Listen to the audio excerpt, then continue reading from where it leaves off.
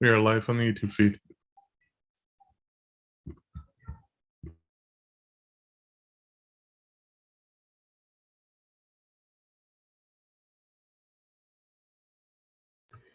Mr. Lee, are we streaming to YouTube yet?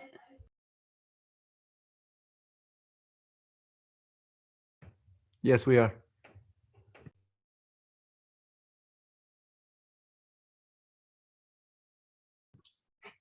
Yes, we are.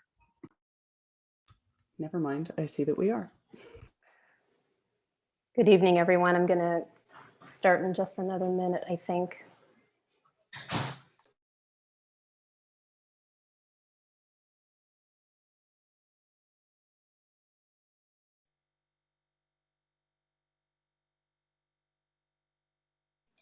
Letty, would you mind if there's anyone that needs interpretation support?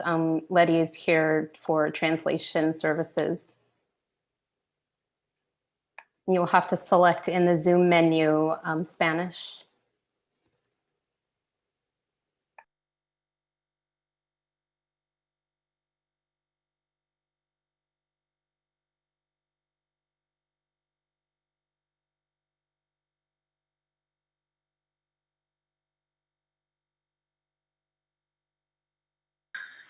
Hello, everybody. Hi, Miss Amy.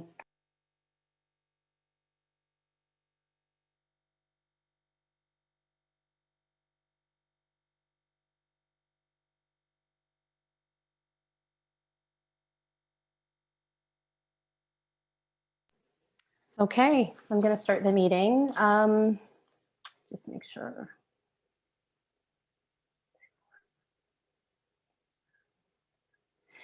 Greetings, everyone. Please take a moment to update your name in Zoom and your role in the community. Welcome to the Peirce LSC meeting. The members of the LSC are the elected representatives of our school. The LSC is responsible for setting the school's direction and policies and for monitoring its financial and educational programs. All participants are muted, and we will invite you to unmute during public participation as indicated on the agenda if you wish to share an update or ask a question. If there are private chat conversations you prefer not to share with the LSC, I would advise that you use personal devices for those conversations, as the host receives a full chat log of all Zoom participant chat conversations at the conclusion of this meeting. This meeting is being live streamed to YouTube for folks that are if you're having any issues watching or participating in YouTube. And for the folks on YouTube, you may email your questions to Peirce, PEIRCELSC@gmail.com. PeirceLSC@gmail.com. Should there be any disruptions during the course of the meeting manager, Mr. Lee, will use Zoom to mute and turn off the cameras of all participants while the disruptive attendee is removed. If we are unable to remove a disruptive participant, we will close the meeting and a new meeting link will be emailed out to attendees. If you do not receive a new link within 5 minutes, please email PeirceLSC@gmail.com, where a new link will be shared with you.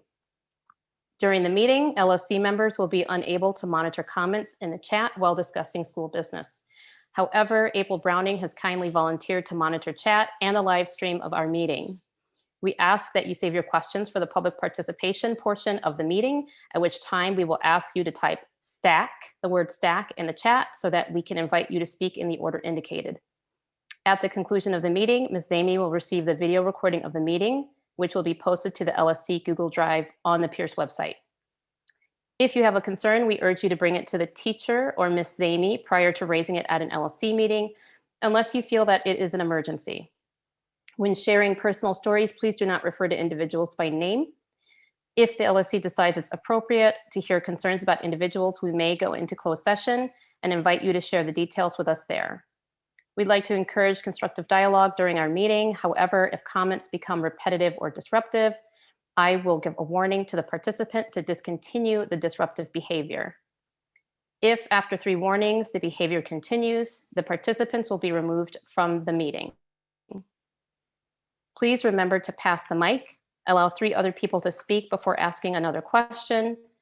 We don't have all the answers, so we encourage constructive feedback and solutions to address any concerns. I am now calling the meeting to order. LSC members, please announce your name for roll call purposes. Aisha Noble, Javier Seawright, parent rep. Bill Kennedy, parent rep. Evan Tread, teacher rep. Lori Zamey, principal. Jerry Baumgarten, teacher rep. Sandra Kafarkas, non-teaching rep. Matthew Kwame, parent rep. Nicole Granicki, community rep. Elisa Wardick, community rep.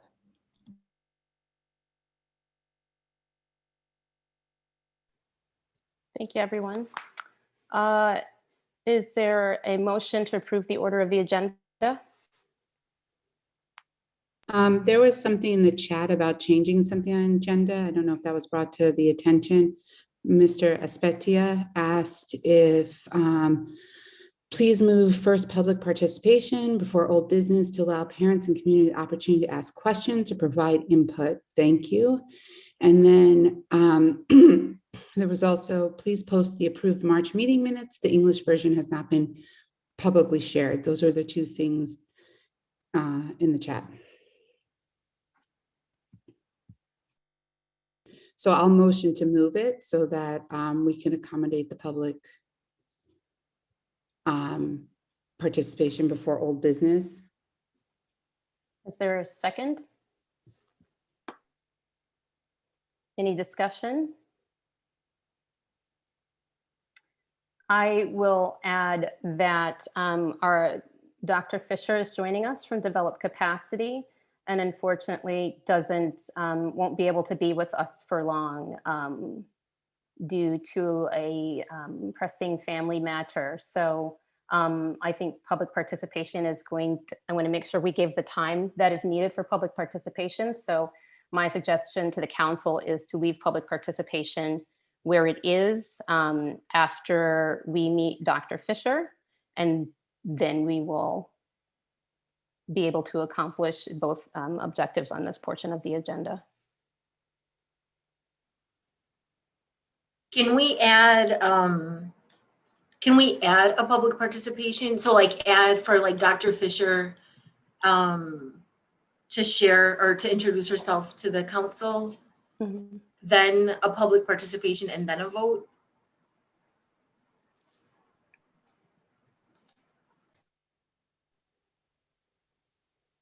Any discussion on that? I will say to the council, in fact, this is an opportunity to ask Dr. Fisher, because my concern is her time that she's available to be here with us. Yeah, that's what I'm thinking. If we gave her the floor first to share, and introduce, Yes. then public and then vote. So are you suggesting don't we need break to up the discussion and the vote? Discussion and then public participation and then the vote? I'm thinking we might want to have two separate public participation, like a third public participation. And we don't need to vote to add to the agenda. Right? Sorry? We don't really need to vote to add to the agenda, do we? We have to vote to approve the agenda. Or to amend it. To amend it and then approve it, according to Robert's Rules of Order. So Principal Zamey, a third public participation? I'm thinking that might help in this case. Is that a motion? I will make a motion to have Dr. Fisher introduce herself to the council, followed by public participation, followed by discussion and vote on the contract. Then keep lines 4 through 10 as is. Okay, I think I'll second that motion, but I think in the future, we should look to have public participation before that, so we can give the community a chance to chime in before.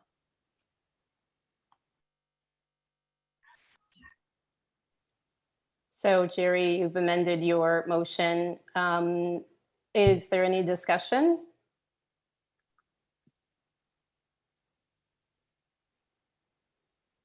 All in favor?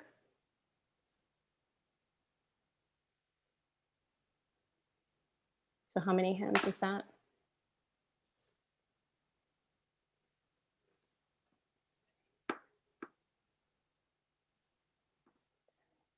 $11. Any opposed? Any abstentions? Okay, motion passes. With that, going to start with introducing Dr. Fisher. As the council is aware, the Anti-Racist Consultant Selection Committee has recommended develop capacity as our anti-racist consultant to train the LSC on conflict resolution, anti-bias, anti-racism, and reconciliation. I have invited the founder, Dr. Anise Fisher, to introduce to the council, provide a brief overview of developed capacities work, and answer any questions the council might have. So at this point, Dr. Fisher, please meet the council, and the council meet Dr. Fisher. And I'll turn it over to you, if you can unmute. There we go. Thank you, everybody. My name is Dr. Anise Fisher, and I'm excited to be here to share with you a little bit more about developing capacity. I am Chicago born and bred. I actually was the salutatorian at Gowdy Elementary School, which is just a few short blocks from Peirce on the north side.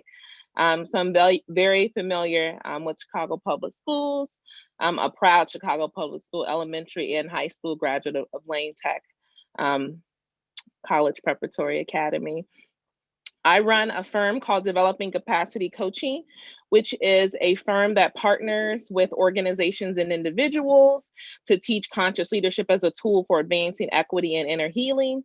I do this work both in the state of Illinois and across the country. The purpose of developing capacity is inherent in our name, which is we partner with people to build the capacity of folks within the organization.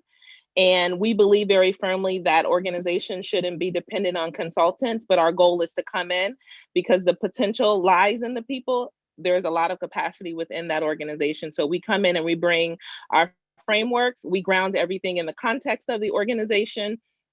And then from there, we partner in a train the trainers type of way in which an organization is able to continue to do the work once we're no longer there. The work that we're looking to do with Peirce is a part of our Conscious Leadership for Disrupting Bias program, which looks at the importance of understanding, what is equity, inclusion, and diversity. And what does it mean to exercise leadership in that area? So the baseline for us is that in order to advance a racially just and an equitable world, we all have to use our power and choice in any given situation. And we always have an opportunity to choose whether or not we want to advance equity. Our goal here is to build the council's capacity in this process. We thought it's a great idea that the council is actually doing this work in partnership and in tandem with the school.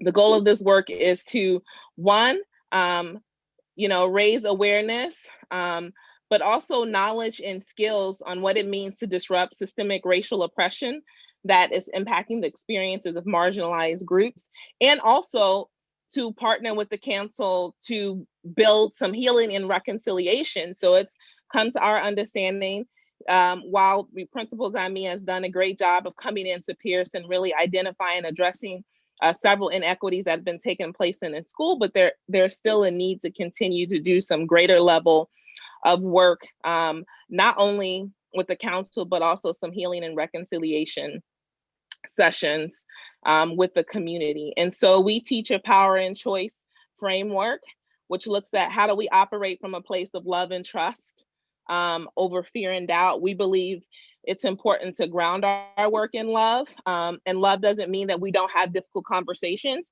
but at the end of the day, our goal is to build bridges. Our goal is to partner with communities to heal, partner with each other so that everyone in that particular community can have a fair and just experience. I'm not sure how many of you have actually seen the proposal, but I'll just quickly go through it. And then I'll end with just sharing a few more words about me and sort of my journey up to this point of coming back to Chicago. The first session that we would do with the council would be focused on setting some group norms for a learning environment. So anyone who's ever done any sort of racial justice work, the foundation of that work is to come together to talk about how do we honor each other's collective humanity in this process? What does it mean to learn and grow with one another? We'll have some initial just baseline, getting on the same page about what does diversity, inclusion, and equity mean? What are these three different levels of oppression, and how does that and white supremacy show up and create educational inequity and harm? The group will leave there with being able to identify any of their, their blind spots and what can be preventing them from creating fair and just educational system through their LSC duties. The second session we do with them is called Equity, Purpose to Practice. And so what we do is look at the purpose and the function of the council, and just have a real honest conversation about what's supporting and impeding the council's racial justice aspirations.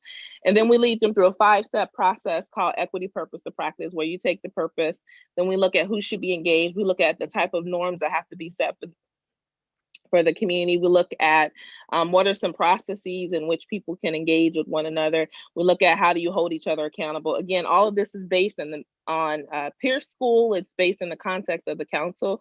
So for us, our goal is to ground everything in the context of what's happening at Peirce. And then we'll end that session with working with the council to think about, you've been through this experience. How do you want to pace this work? So what does this mean to actually put into practice? So I like to channel a very famous line from MLK's last speech that I say to everyone, whether it's an individual or a group of people I'm working with.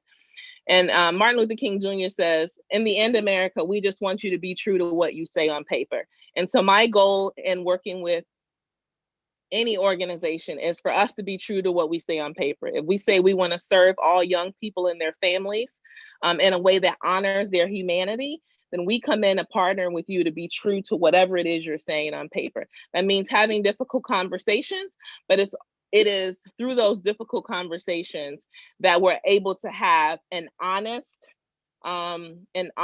reconciliation moment. Also bundled into this work is two racial healing and reconciliation sessions with the community. So this will be an open space for community members to come together. And this is really a part of Peirce's desire to repair some of that harm. From my understanding, there were some Zoom bombings. There's been some experiences of, Latinx folks and other student populations that have felt as if they've experienced some harm. And so what does it mean to begin to partner with the community to repair harm? And so we'll do 2 sessions with the community. The first one, just allowing people to speak their truth so that they can get some peace, us holding the conversation for that, and then teaching the process of healing and reconciliation. And then we come back for a second session that talks about how do we envision the possibilities? What does it mean for us to move forward as a community? The last session we have proposed is to bring together the Peirce family and parent group. So there's a recognition that LLC is not the only group that's operating in Peirce. There are a few other communities. And so the council, has requested someone to create a space for these groups to come together just to say, hey, where are we with approaching equity? Where are we open to go? And where do we want to go together? I'll end here, with my approach. I don't think every contract is a good contract for me. Claire and Aisha and I have been talking for several months before I even put in a bid for this work. I really reflected on whether or not it was a good fit and it's a good match, on whether or not it's a good match. And for me, my focus and why I do this work, I was born and raised in the city of Chicago. And I have an experience as a 4th grade student moving from the south side of Chicago to the north side of the city, in which I watched, a teacher not wanting to allow me to be in that gifted program because I was a Black girl from the south side of Chicago. And I watched and witnessed my mother advocating for me to go into that gifted program, and thus ended up graduating as a salutatorian. But that lit a fire in me as a young person that I don't ever want any young person or their family member to feel like that, although they have proven through their grades and test scores that they deserve a high quality education, that they would have to fight and advocate for that because the adults in front of them think that they're not ready and that they're less than. So that is a memory that has stood with me throughout my entire time. I've lived all around the country, most recently in Los Angeles. I was spiritually led back to Chicago because I had served all around the country, but I hadn't served my hometown. And so I bought my experiences from working both on White House educational initiatives, working with school districts, working with state departments of education, working with local schools from around the country, back home to Chicago. And so I'm just excited to be having this conversation with you today. And I'm open to take any questions that you may, I don't know. I forgot Robert's Rules of Order. I used to, a motion has not been made for that to happen. So let me come back because nothing has been moved. So. Thanks, Dr. Fisher. I think at this point, I'll turn over to the council to see if there are any questions from the council.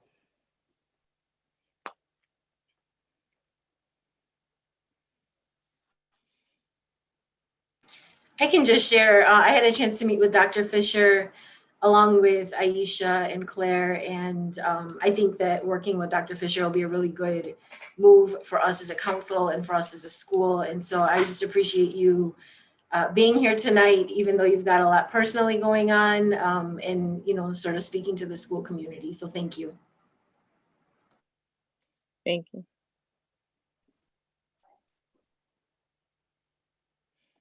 Hi, Dr. Fisher. I was part of the group that screened various choices, and I was very impressed with what you put together. And I'm excited to do the work, and just glad that you're here and working with us. So thank you. Thank you.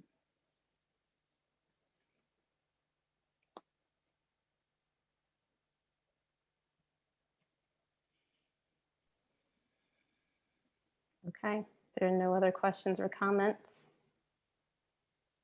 We're moving on to public participation. And let me just check. I see Mr. Lin is here in the stack. Mr. Lin, are you here to ask a question about developed capacity or to comment on ACE? To comment on ACE, yeah. Oh, okay. We're not at that part of the agenda just yet. Fair enough, thank you. Okay, other members of the community, if there are questions, type stack. Okay, Gina Ichu.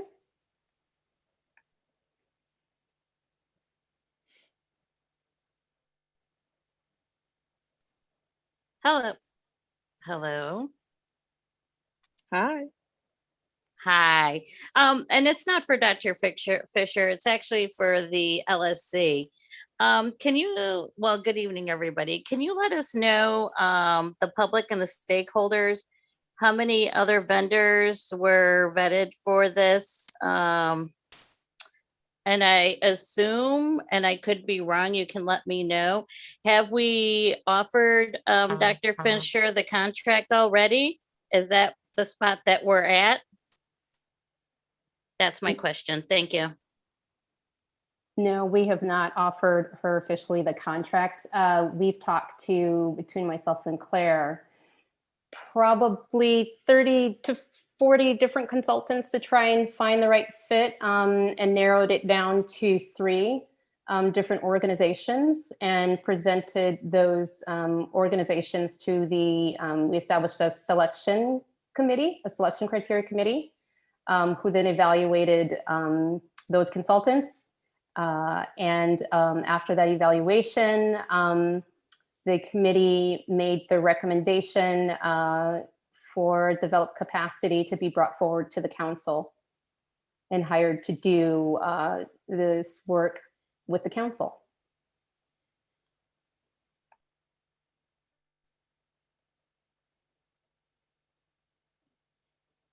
Other questions for Dr. Fisher? Okay. I want to keep an eye on the times. I know Dr. Fisher can't be with us long, so let's move on to our vote. Is there a motion to vote to approve developed capacity as anti-racist consultant for the council?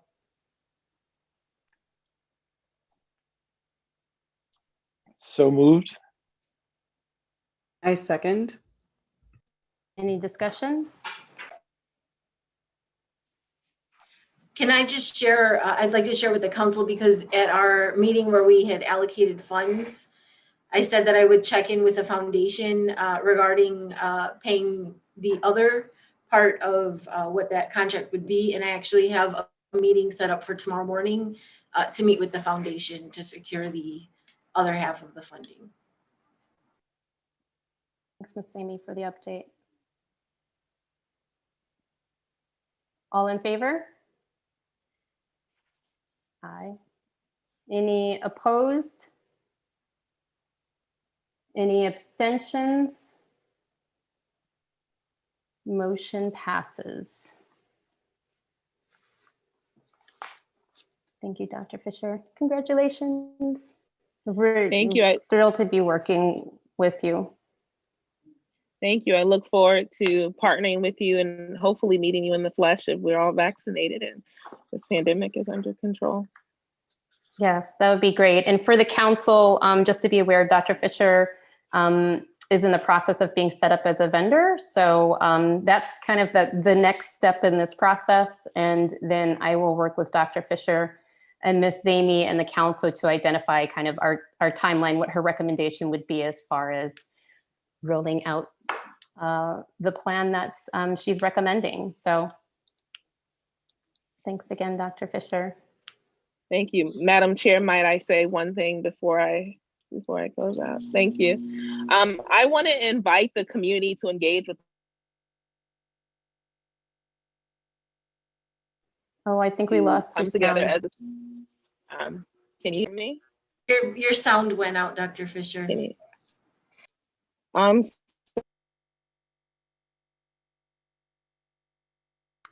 no.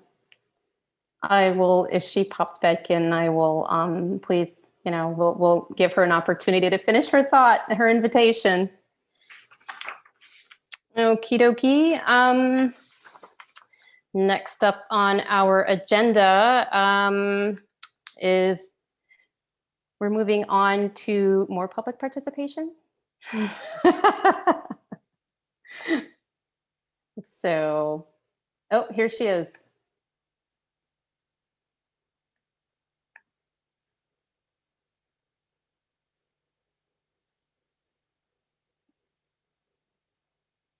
Let April, Dr. Fisher, if you're there. Okay, can you hear me? Yes. Okay, I just wanted to say thank you for the opportunity. We're looking forward to doing this work with you. And I just wanted to invite the community to come out. I think this is a great opportunity for us to partner and build and come together in a world that's deeply polarized. So I hope that you'll join us on this journey and you'll come out. That's all I wanted to say. And thank you. Thank you, Dr. Fisher. Appreciate it. We'll see you soon. Take care. Bye-bye. Okay, so next up, public participation again. As a reminder to folks, please type STACK in the chat. I think Mr. Lynn, April, was our first to chime in on that. Mr. Lynn? Yeah, well, thank you very much, Ms. Noble and the council here for Peirce. My name is Les Lynn. I'm the founder and director of Argument-Centered Education. I've been a partner with Peirce for the last several years. I started my career as a teacher at Whitney Young High School in the 90s, taught there for 7 years. I was the founding director of the Chicago Debate League, which now has 81 schools around the city of Chicago. The vast majority of them are high Title I, high percentage of Black and Brown students in those schools. I was asked to be the founding director of the National Association for Urban Debate Leagues, which is headquartered here in Chicago. I worked as the executive director there for 10 years. We built urban debate leagues in other cities around the country on the Chicago model. There are now urban debate leagues in 19 different cities across the country. They again work almost exclusively with high Title I, high percentage Black and Brown students. The theory behind my work for about 20 years there in urban debate was to enhance the academic opportunities for underserved children in Chicago and across the country, using the powerful tool of argumentation and debating to improve their academic opportunities, their college access, and their life chances. 8 years ago, I founded Argument-Centered Education, basically with the same theory, but working on classroom incorporation of argument strategies and debate formats to make learning more engaging, more dynamic, to build teacher capacity for more rigorous instruction, to give students from all backgrounds, all demographics, whatever the school serves, the opportunity to go to selective enrollment schools, ultimately to college and beyond. A couple of weeks ago, I was notified that my work would be suspended while the school looks into potential concerns about racial equity issues. And I'd just like to make a few points to clarify. I haven't had any chance to speak to the LSC or other leaders other than Miss Amy. So just a few points I'd like to offer for your, for your consideration. First is, with regard to debatable questions, there was a concern about the debatable question of the Columbus debates. And the debatable question that a 5th grade teacher chose was around whether Christopher Columbus should be remembered more as a brave explorer, as a greedy villain, or as something else. I don't choose the debatable questions. I don't incorporate or impose curriculum or debatable questions. They're chosen by the teachers. Second, I do have a set of criteria that I shared with Ms. Noble about choosing and formulating debatable questions when they're used in the classroom. One of those criterion is ethical integrity. The teacher has to be very confident that no student is going to feel marginalized or demeaned. Also, the teacher has to believe that there are good faith, evidence-based arguments on both sides or multiple sides of the question. I would note that in the case of Columbus, which I don't personally have any investment in or interest in intrinsically myself, the teacher did in this case.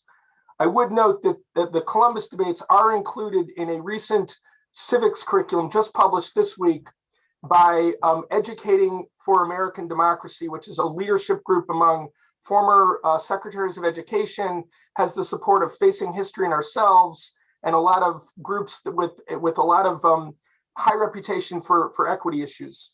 And they do include that issue. They formulate the question a little differently, but they do include the question interrogating the motives of Columbus and the Columbian Exchange and various aspects around that. Third, I would note that in the case of this 5th grade class, there were protections we felt put in place for that class, social emotional learning protections. We emphasized that every student's feelings and views on the issue would be valued and respected. We gave students the choice about what position they wanted to take. We also did not allow students to question the historical record. The crimes that Columbus committed are a matter of historical fact, and there is no dispute about those. And the position defending Columbus would somehow have to accept those and still argue the point. Fourth, I believe that community standards should be a part of choosing debatable questions. We haven't had a process for involving the community inputs on debatable questions, but I think there's a legitimate role. Even if some other schools or some other regions would debate the question of Columbus in specific, the Peirce community has every right to say, this is not debatable in our community. We feel that his actions were heinous. They were targeted against indigenous populations, and it's not a point that we want our kids to debate.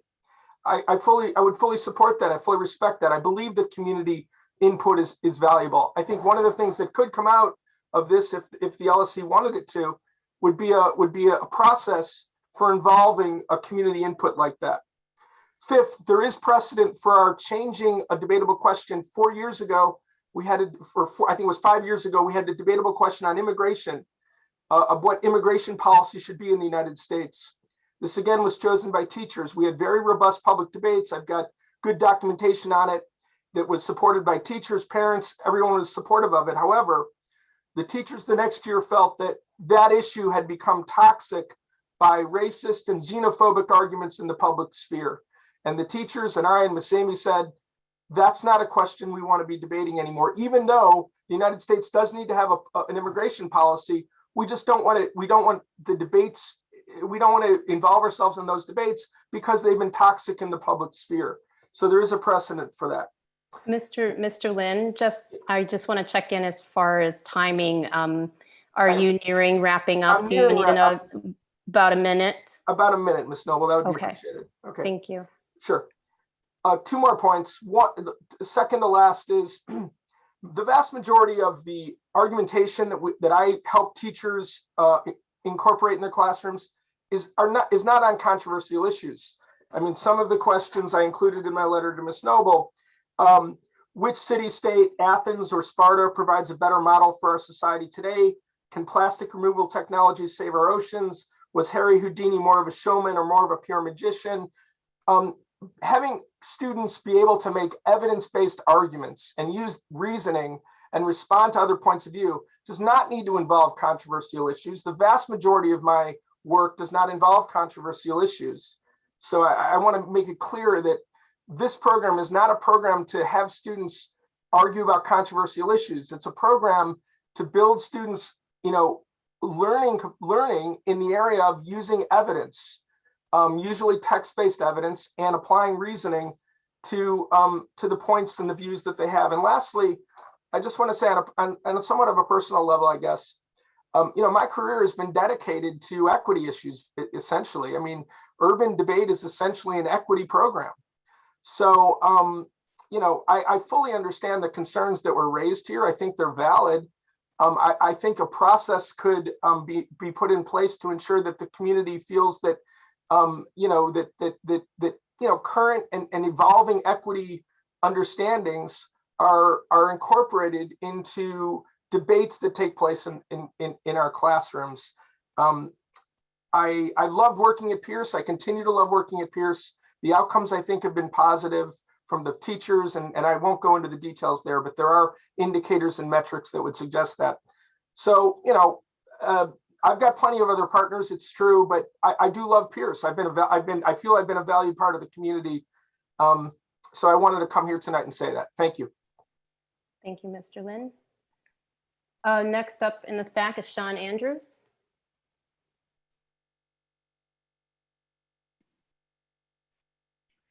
Hello, thanks for letting me give some comment.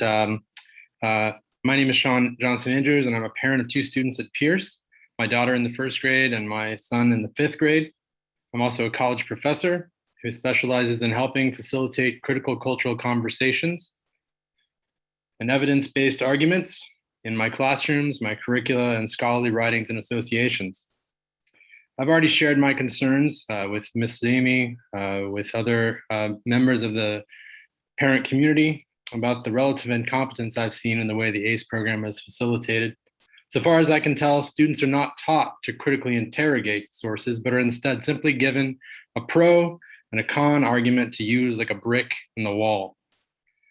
In the case of the materials supplied to students on the Columbus debate, and I just sort of add that I don't know about the way that these topics are chosen, but if there's an expert involved in helping choose a debate topic, I think it would be useful for that expert to step in if it's a problematic topic.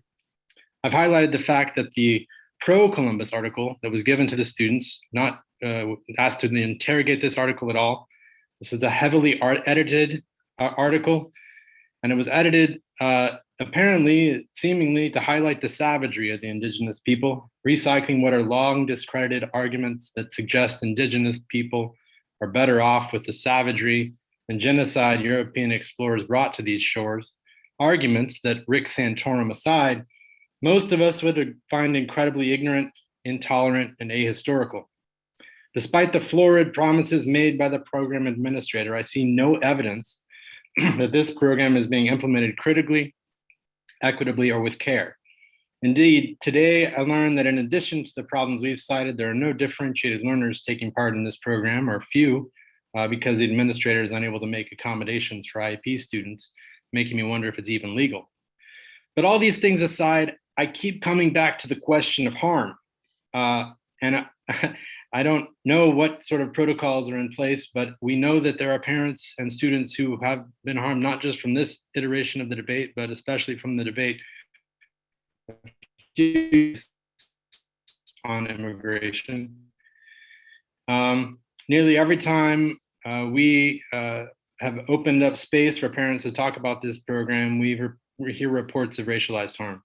And we know that many of these parents have reported those feelings to Principal Zamey. But when we mention these reports, she said she's only ever heard of one family that was harmed. And when she says this, I keep thinking of Shirley Jackson's short story, The Lottery, where a small town believes it's able to maintain its idyllic peace and good harvest by ritually sacrificing one of its members. And every year, if we're committed to equity, to reparations of the racialized harm done to our students and families of color more generally, I would argue that sacrificing the humanity and emotional security of even one family is too much. I don't think that there's only one family that's being harmed by this program, but I wonder how many it would take to call it off. Do we need 5, 10, 15? How many students and families in the Peirce community are we willing to sacrifice on the altar to maintain what appears to be a less than advantageous relationship? I have plenty more to say about this, particularly after the less than forthright letter the administrator sent to the LSC yesterday, which misstates all sorts of dates and overlooks actual implementation in favor of platitudes and promises. My inclination and what I would hope from the LSC and the school rooted and looking through an equity lens is to err on the side of care, to listen exclusively to those families who are being harmed, and to find a new vendor who can develop programming and nuanced thinking, critical inquiry of sources, and restorative justice. Thank you. Thank you, Sean. Next up is Dory. Thank you. Thank you, member of the LSC, general public. I am one of the co-facilitators of the Racial Equity Parent Group, and we have been receiving multiple consents from parents who have been harmed by how this program has been implemented. I want to start by clarifying, we are not saying that peers should avoid guiding students through controversial topics. That is absolutely not what parents are concerned about. Our concern is the fact that the expert that we have brought in does not seem to understand when that harm is happening. And I am equally disturbed that we push, when we have expressed that parents are being harmed, that this has been pushed back to somehow being a teacher's fault. I take issue with that. I think when you bring in an expert, we have expectations of what that expert should be able to do. And one of that is that they have to have if you're going to handle problematic, sensitive, historical periods, you need to have the lens to guide our teachers into recognizing where their landmines might be, anticipate where the hurt might be. And when a parent has said they are harmed, this needs to stop. This idea that it's been just one parent that has been hurt, one student, then somehow it's pushed back on the individual, it is not acceptable. I am livid that it's been 3 years on our watch that this is allowed to happen. I demand more from somebody that we contract to bring the expertise in, especially if you are saying you are an anti-racist educator. I demand more. I request more. Our teachers deserve more. Our students absolutely should have better expectations in what they're getting from their classrooms. I am a parent of Black children. My child receives information from their classroom. They understand and they get hurt when racist ideologies are thrown around. They get it. I talk to my children, they understand their classmates are learning how to talk about these issues. But when the adults do not step up and interrupt the heart, that is not okay. That is not okay. So again, all the conversations that the Racial Equity Parent Group has had with parents, what is clear is that it is not that we are asking that Peirce stops these discussions or conversations, but what we are asking for is a vendor that is better equipped to support our teachers in doing this while centering humanity, while understanding that it is not so much about the intent, but the impact. And when you know that the impact is harmful, there has to be a stop. It doesn't matter if it's one person, it has to stop.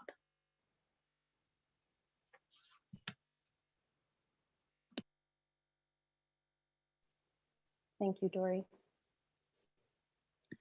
Next up is Christina.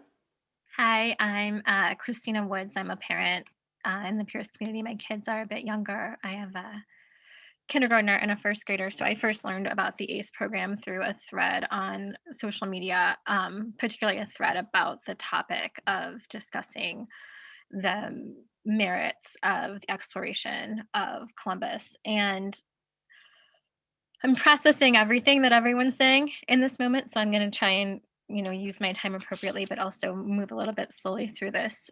I think that there was a recent article in the past couple of days that came out of the Undefeated about Morehouse leaving a debate program, a debate competition. And the article was stating the racist experiences that they had in that competition. But the very end of the article stuck with me because the young person from Morehouse said, "This isn't a game for us. This debate is about real social and political policies and implications. These things do affect us." And it really underscored to me the ways that different identities will experience different debate topics and questions in the classroom. And so what could be an intellectual exercise for one student could be a potentially painful and harmful experience for another. And the challenge there then becomes that we don't just harm our students of color, our BIPOC students, but we also put our white students in a position to act in a way that is also harmful without giving them the support and the tools of understanding that their identity might receive or does receive information differently than another identity. I think really specifically about Columbus that we can say historically, there, it's in the historical record. We know that he, perpetrated heinous crimes, but what's not being said is that there's a humanity involved with those heinous crimes, that this wasn't something that did not cause pain or does not continue to cause pain and doesn't continue to have repercussions around the world. I saw in the news today that they pulled another statue of Columbus down in Colombia. Indigenous people are angry. And I feel like this is an experience of not listening to people who are saying consistently, this is harmful to us. Now, whether or not we're, talking about statues or monuments, that's not what we're saying. We're saying that this is an individual who perpetrated crimes against Black and Brown people, who murdered people, who brought disease. Now, that part may or may not have been intentional. But then the other part of the historical record is that when Columbus returned back to Europe, he was stripped of his governorship in the Dominican Republic. There's layers to the story. Even through an historical lens, in the time that he lived, people were not pleased with his behavior. And that part is not something that I think was shared with students when we're trying to think about this, how we place him on some sort of continuum. And the only thing I can imagine is that we are creating a situation where the empathy for Black and Brown people is simply not there. And if we were trying to compare a more recent or modern situation of genocide, and we were going to prop up somebody who was the perpetrator of that in a conversation and debate whether or not they could be celebrated as maybe a great war leader or a great statesman or something like that, that would be disgusting and inappropriate. And yet when it comes to the bodies of folks that are marginalized, that same shame and disgust doesn't come up, and that is unfair and wrong for our students. The other thing is what Dr. Fisher said in the beginning. Like, if we're on paper saying we're at a school that's focused on anti-bias and anti-racist behavior, then the social comprehension, the pieces of building belonging and identity in the classroom should underscore that work, and that there isn't an SEL situation that can make something like this not harmful. Those articles were paternalistic and inappropriate. The article, particularly from the 1992 article, even in the language that was nice about Indigenous people, was problematic and paternalistic. So there were lots of things to think through to make this an effective lesson, to make this critical. And it, I'm sure, is an engaging and fun experience for students to get to really dig into information like this. But there's ways to do it that are centering the people closest to the harm, potential harm.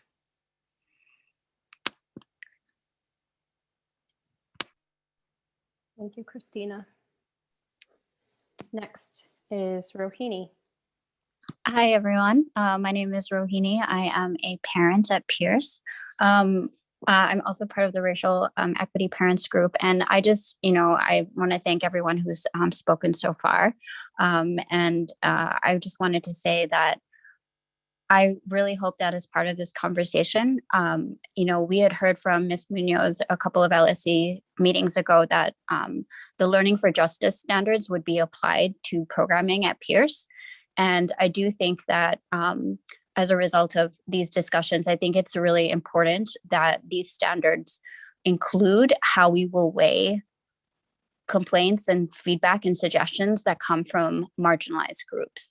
I think this is a critical piece to how we evaluate programs, not just from a rubric, but also how do we put weight on input that's coming in from parents, what channels are available, who is able to discuss them, and how does that impact our decision making.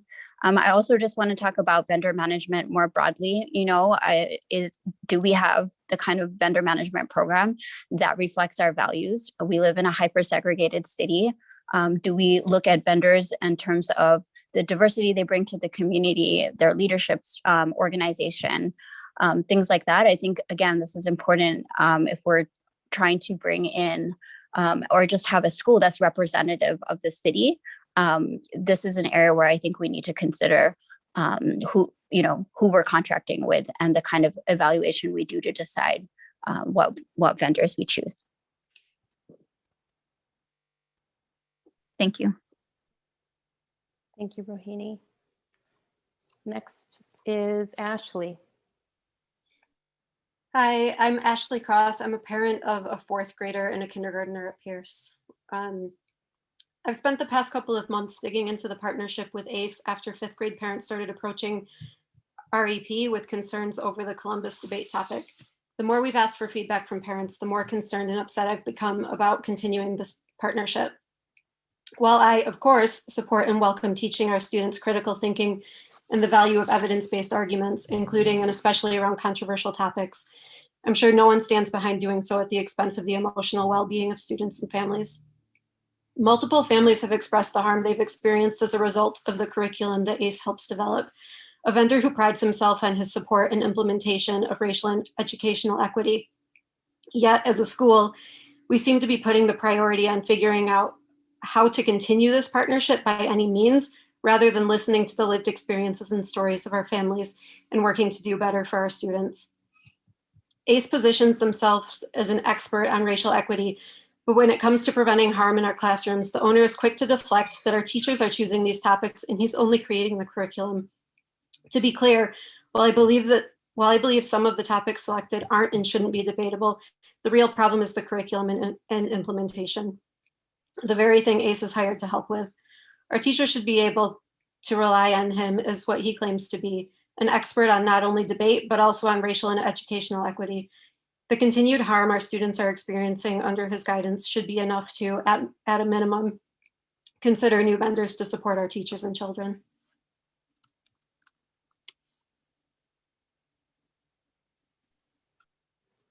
Thank you, Ashley. Next up is Patrick. Hey, what's going on, everyone?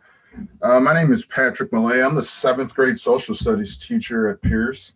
And I wanted to let you know I worked with ACE at another school on the south side of Chicago that's 98% African American. I've also worked with ACE for a number of years at Peirce. And personally, this is like all brand new for me. I've never heard any, student of mine claiming to be harmed, having any issues with any of the content, any of the sources, other than it was rigorous and they have to, defend their position and get out in front of people where their opponent are trying to like shoot holes in their argument. I can see that, maybe that aspect might be a little daunting. But as far as, harm, I mean, Lindsey Graham got on TV, a couple of nights ago and said, he doesn't believe there's a such thing as systemic racism. This is the world we live in. These are opposing views. And I think it's really helpful that students, become acutely aware of what the other side is saying. I mean, of course, people are not going to agree with maybe some conservative views, but does that mean we shouldn't hear them? We shouldn't listen? We shouldn't debate those conservative points of view? I definitely think we should. And I think students are going to be, better off to be a champion of their civic or political cause by being acutely aware of what, Donald Trump got 74 million votes. There's a huge percentage of the population that agree. And I mean, what are we going to cancel, things we don't agree with or like? I think we should analyze it, critique it. And I think this is a pretty useful program. And so once again, I'm unaware of the harm and, I keep hearing harm. Like, where's the harm? What happened? I mean, I'm totally at a loss for it. So maybe if you can provide some more details of the harm that took place, because yeah, this is the first I'm hearing of that. Thank you. Thank you, Patrick. Next is Megan.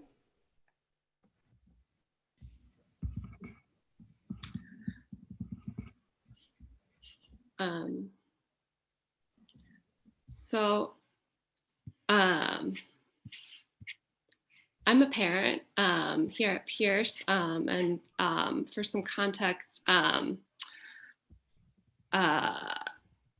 2 years ago, I was serving as the chairperson of the Race and Culture Parent Resource Group at Peirce, which is now the Race and Equity Parent Group. And I was also a Chicago United for Equity Fellow in the process of leading a school-wide racial equity impact assessment at Peirce. That involved hundreds of hours of data collection through surveys, focus groups, observations, and one-on-ones. There were several parents who came to me to share concerns about their students participating in the argument-centered education debate on immigration that year. The debate was on immigration, and the assigned subtopics that year were high-skilled workers, refugees, social division and diversity, terrorism. I'm going to pause on that one. Wages and unemployment, and undocumented immigrants.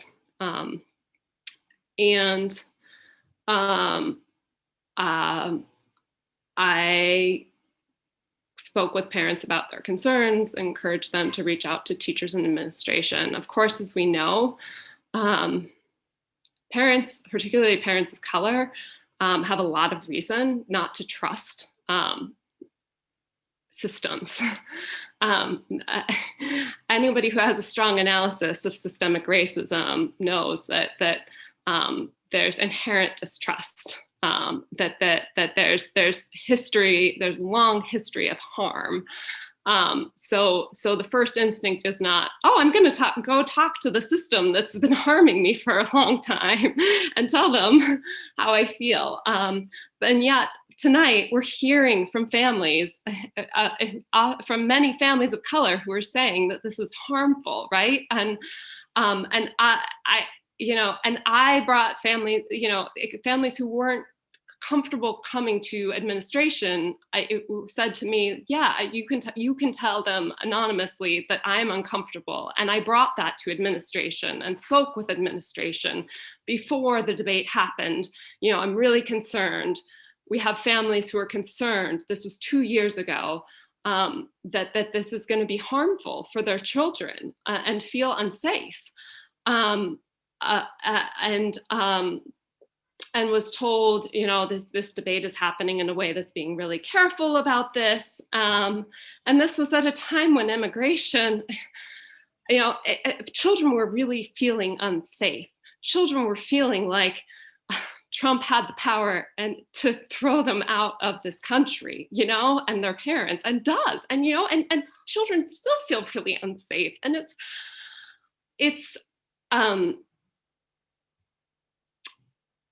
and I attended the debate. I had my either 1.5 or 2-year-old with me, and it was unmiked in the library.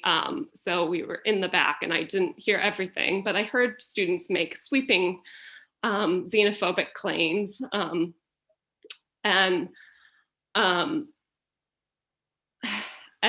I was not impressed. As an educator, I'm a national board certified teacher. I am not currently teaching. I train, I provide professional development currently, but I am a former Chicago Public Schools teacher. And I was not impressed by the content of the debate. The students, we're saying, I read it on the internet, immigrants are criminals, things like that. It was gross, it was harmful. And I went home, and the first thing I did was I emailed the Peirce counselor, and I said, what I witnessed was racialized harm. And I want to let you know, and I hope that you'll reach out to students, because I'm concerned about students' well-being. And I just want to let you know that I'm worried about students. And that's the first thing that I did when I went home afterwards. And then I spoke with administration more about it.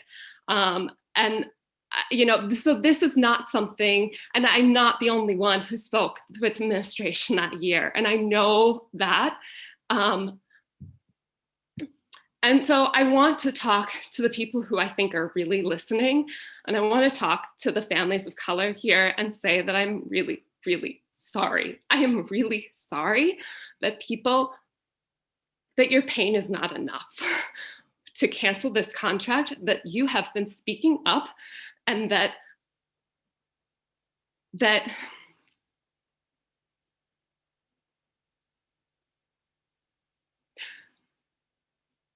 your pain is enough for me. Your pain is enough for many of us to cancel this contract. And I hope that your pain will be enough for us to cancel this contract tonight.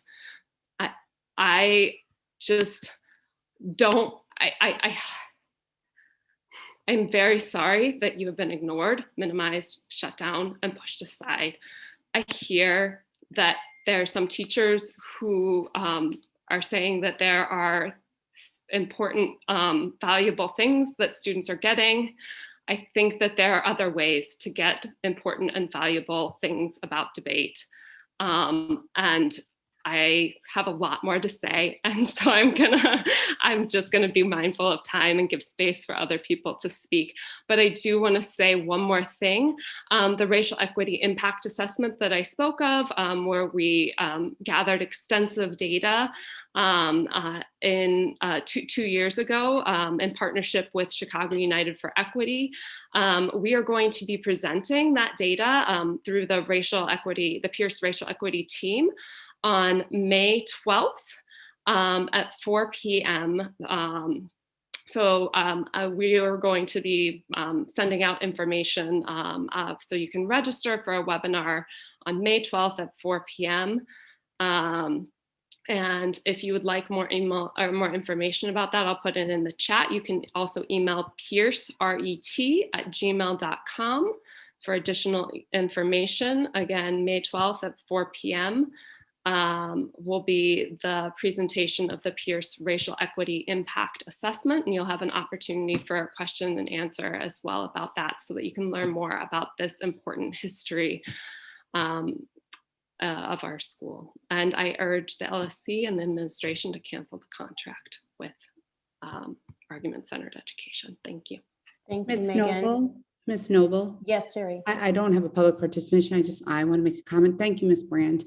Can we just be aware of our comments in the chat? And I'd like to encourage people that if they want to speak up, to speak publicly. I'm having a hard time monitoring what's going on in the chat, and it seems to be a little confrontational. So if you want to speak up, I'd love to hear it in public participation so that we can give attention to everyone's point.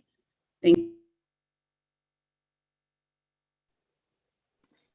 Thanks, Jerry. I think the folks commenting in chat have already spoken, so but maybe Not all when we have. get, Not all have. oh, Not all have. okay. I just would like people to speak so that I can listen, because it's hard to read and follow the chat trend. And if someone has something to say, I'd like the whole council to hear, and I'd like the public to hear instead of having to chat trend and follow the video. So I'm just asking that if people have something to say, to please put in stacks so that we can hear your opinions. Thank you. Chris Over is next.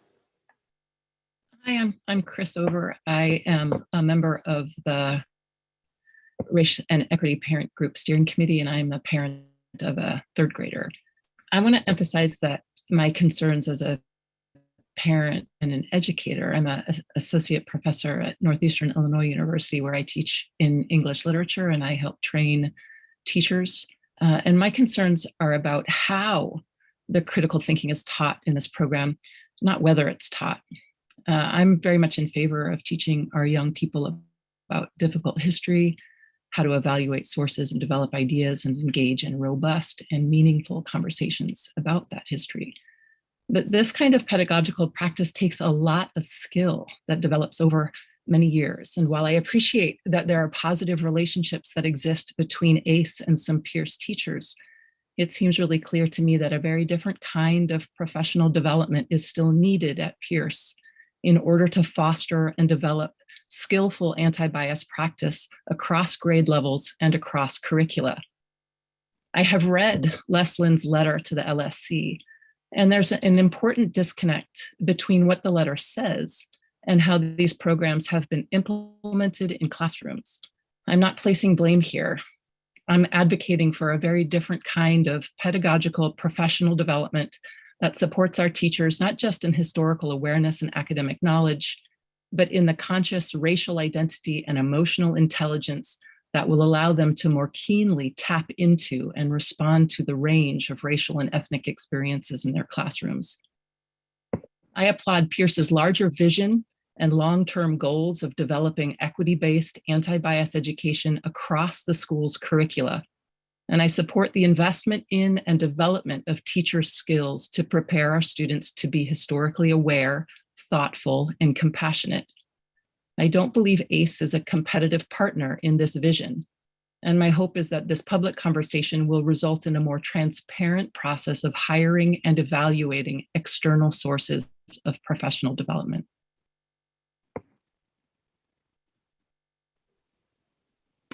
Thank you, Chris. As a reminder for folks, if you'd like to make comment, please type stack in the chat.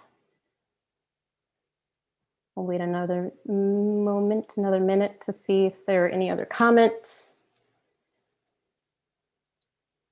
Nicole, do you have, we have some statements that were sent to the LSC to share with the community.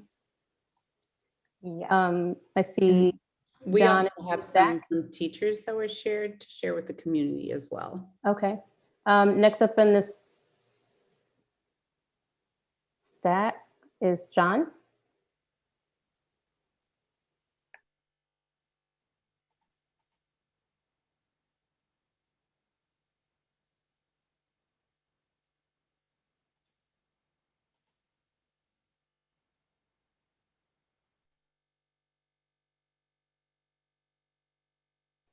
John, are you there?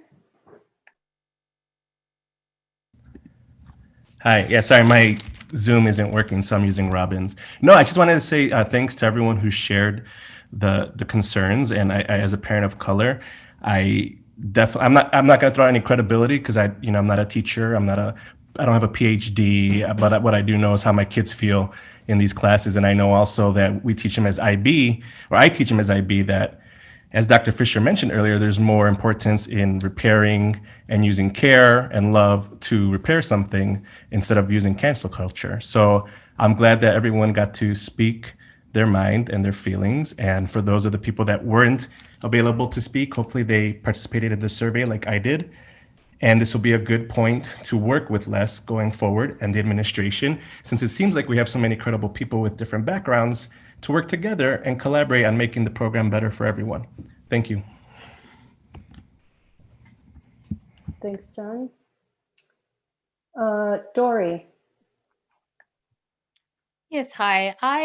I was responding on the chat, and I just wanted to state this out to the member of the LSC and the public. This idea that somehow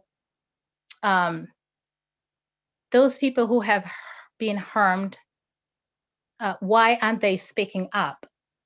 We know the power dynamics at play that affects people's ability to speak up when they're hurt. So to try and somehow dismiss that this is happening because we haven't heard of it, I find that very hurtful to the people that have tried speaking up for 2 years. I believe collectively between Principal Zamy, some of the teachers that interface with ACE, you have heard from parents that have stated that their children are having difficulties with this program. My concern is that it's been 2 years, 3 years, and again, we are trying to fit this program and make it work and ignoring these people that have constantly said this is not working for us. How are we centering those closest to the harm when we keep ignoring them? I would like an honest response to how it is that we are centering equity when the people that have been hurt have spoken up and we keep ignoring because there are 2 or 3. How many is it going to take? I am frustrated that we seem to be centering survival of ACE over the people that have the least voice. What does it say about our community when we are okay with that? When we are okay 3 years later from the time that this became a problematic program? We can do this in other ways. Why are we so committed to a vendor that is not delivering what we need them to deliver? We have outgrown ACE. We have a vision for a better community where everybody feels included. What you are doing when you say some parents' voices don't count as much, if we need 20 parents to negate the experience of one, what is that saying? Collectively as a community, I think it is, if we are saying we are for equity, we want to have an anti-racist community, we want to have a socially just community where everybody belongs. That means we have to be each other's caretakers. We have to speak up for those who cannot speak up for themselves. And so the idea that they haven't been able to put aside their heart and speak to a teacher or a principal, but they have shared these hurt with fellow parents several times and asked that those parents share it with the principal. And we ignore that as if that's not the proper way for these issues to be raised. That's not acceptable to me. I don't want to belong to that community. And so I would like a response. I would like somebody to explain to me why that is acceptable.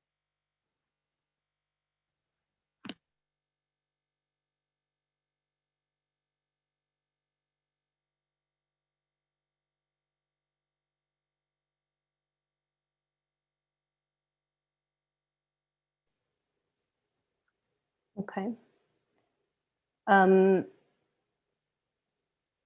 Thank you for the shares. And Ms. Samey, I don't know if you'd like to respond to that comment before we move back into letters that need to be shared out. I can give a response at the end once the letters have been shared. Okay. Jerry, I know that you have, I think, a time commitment, so I'm gonna. I actually changed that because I felt that this was important that I stay and in support with Mr. Trad. So okay, we're gonna do birthday later. So I'm here. Okay. I know that you and Evan have letters, statements to share as well. And I know that we have more parents, our family letters to share. So maybe we can move to teachers for some statements and Okay. then come back to. Okay, so Mr. Trad and I, as the voices of the teachers, have always prided ourselves of representing the teachers and letting their voices be heard. So we thought it would be a great idea to reach out with the teachers that directly work with this program, as he nor I work with this program, so we can't speak to seeing it in action. So what we did was we asked teachers to please give their input, whether it's for or against. We just wanted honest input. We collected multiple letters. Some are anonymous, and we are respecting the fact that they are anonymous. Mr. Trad and I know who they are from, but we will not share with the council or admin at any point. I will start reading one, and then we'll just piggyback off each other. Please understand that these are the opinions of teachers who have direct experience with the program, not the opinions of Mr. Trad or myself. Dear Peirce Local School Council, my name is Vivian Leventis, and I am one of the 5th grade math and science teachers here at Peirce School. My 5th grade students and I have had the pleasure of working with Mr. Les Lynn of Argument-Centered Education for many years. I would like to emphasize the importance of his program and the many benefits that his program offers my students. Some of the topics that Mr. Lynn and I have worked on together include human and civil rights issues, such as those presented in the Children's March, Kids on Strike, and current United States immigration policies. We have also worked on formulating scientific claims and backing those claims with evidence and reasoning. These science topics include climate change issues, future technologies for alternate power sources, such as solar and wind power. Excuse me one second. Can you guys keep your voice down? Sorry. Carbon capture technologies, geothermal power, fish farming, and technology that removes plastic from our oceans. These topics definitely exhibit a rigorous, engaging, active learner-centered curriculum for any 5th grade student. This is the type of curriculum that my students enjoy. The rich, complex, interactive curriculum Mr. Lynn presents is full of deep learning experiences that challenge my students, formulating claims and being able to support those claims with evidence and reasoning that has helped my students problem solve and be innovative. The debate skills that they learn and hone with Mr. Lynn not only make concepts more meaningful for my students, but also sharpens their research skills, develops their oral and written communication skills, along with sharpening their critical thinking skills. Students are taught to synthesize complex information and thus learn the power of reasoned arguments with compelling evidence. This power increases their confidence and self-esteem. Additionally, when working with Mr. Lynn on these debates, he ensures students thoroughly research 2 sides of an issue and be prepared to debate both sides, whether they agree with their assigned side or not.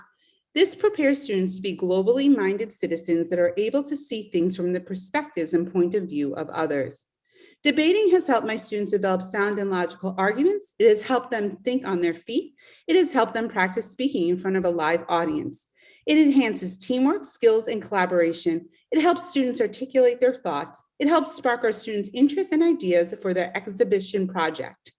It has helped my students be more socially conscious and search for solutions to social problems. It expands their worldview, which is integral to our IB curriculum. But most important of all, debate is fun. Students look forward to working with Mr. Lynn each week. It would be a true loss for our students if Mr. Lynn were not part of their educational experience. Thank you for your time and consideration, Vivian Leventis, 5th grade teacher. Evan, I'll turn it to you. My name is Caitlin Caro, and I'm the 6th grade language and literature teacher. I'm writing on behalf of the 6th grade team. I have had the pleasure of working with Les Lynn for several years, since I joined Peirce, and my team has been lucky to work with him for even longer.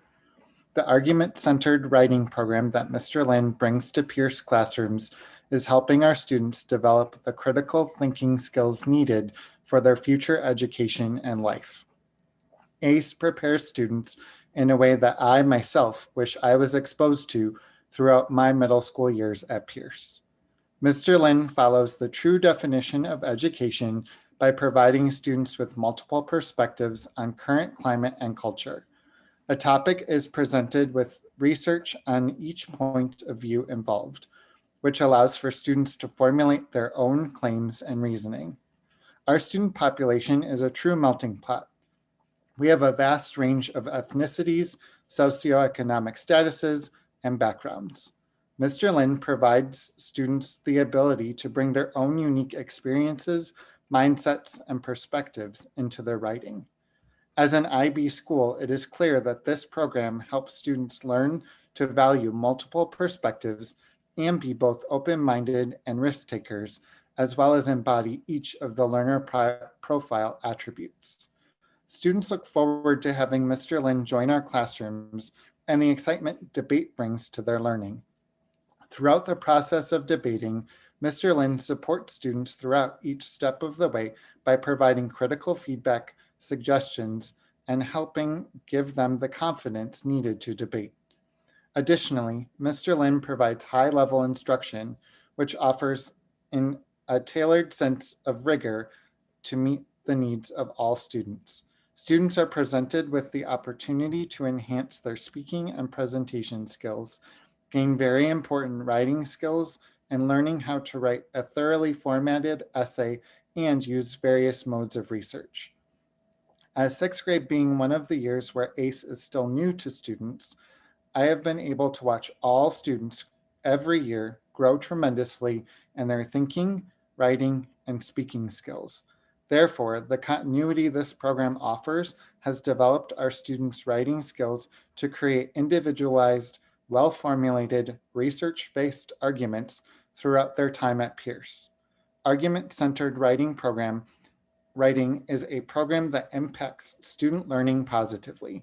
We are privileged to have the opportunity to work with Mr. Lynn. Sincerely, Caitlin Caro, Lauren Graney, Shannon Harvey, Tabitha Harris, Adrienne Kiner, and Amy Kirkstra.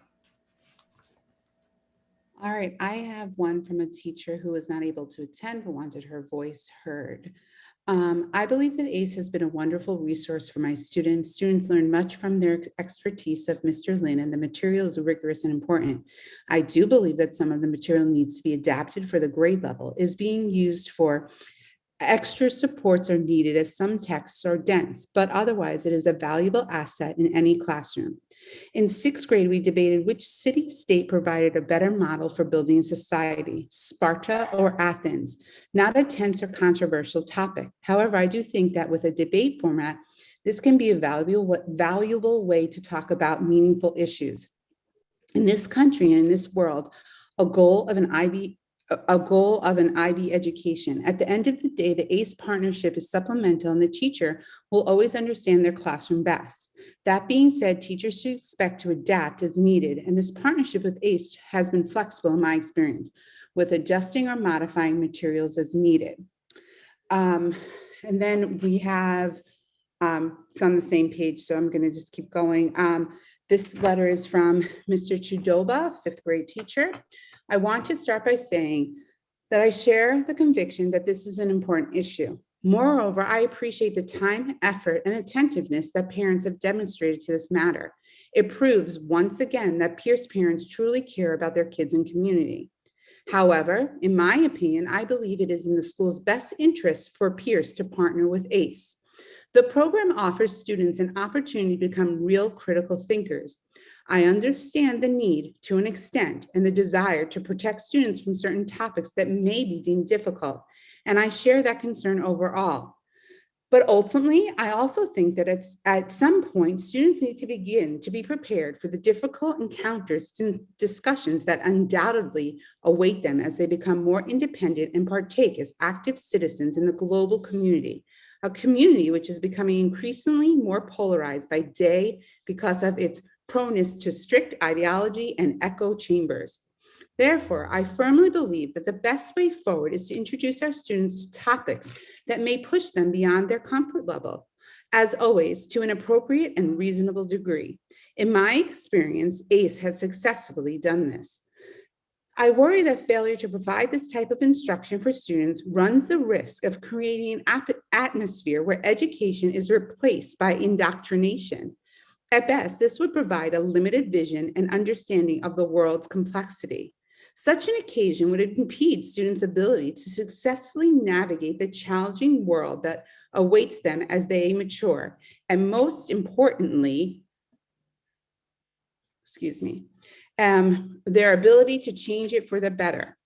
Finally, I think it's important to note that LESS has proven to be flexible enough to listen to reasonable requests and make adjustments as necessary without sacrificing the most fundamental aspects of his program, argumentation and critical thinking.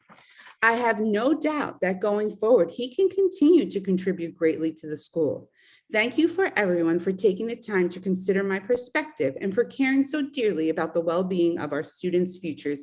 Best, Nicholas Chudova.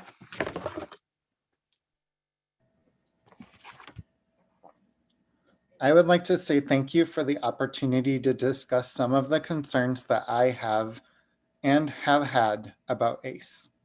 While I know there has been a lot of discussion surrounding the subject matter that has been debated at Peirce, I personally have not had any negative experiences in that regard. However, I would like to take this opportunity to encourage some reflection on the nature of the partnership.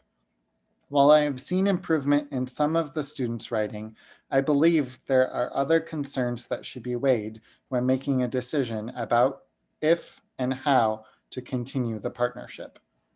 My first concern is the nature of our school's partnership with ACE.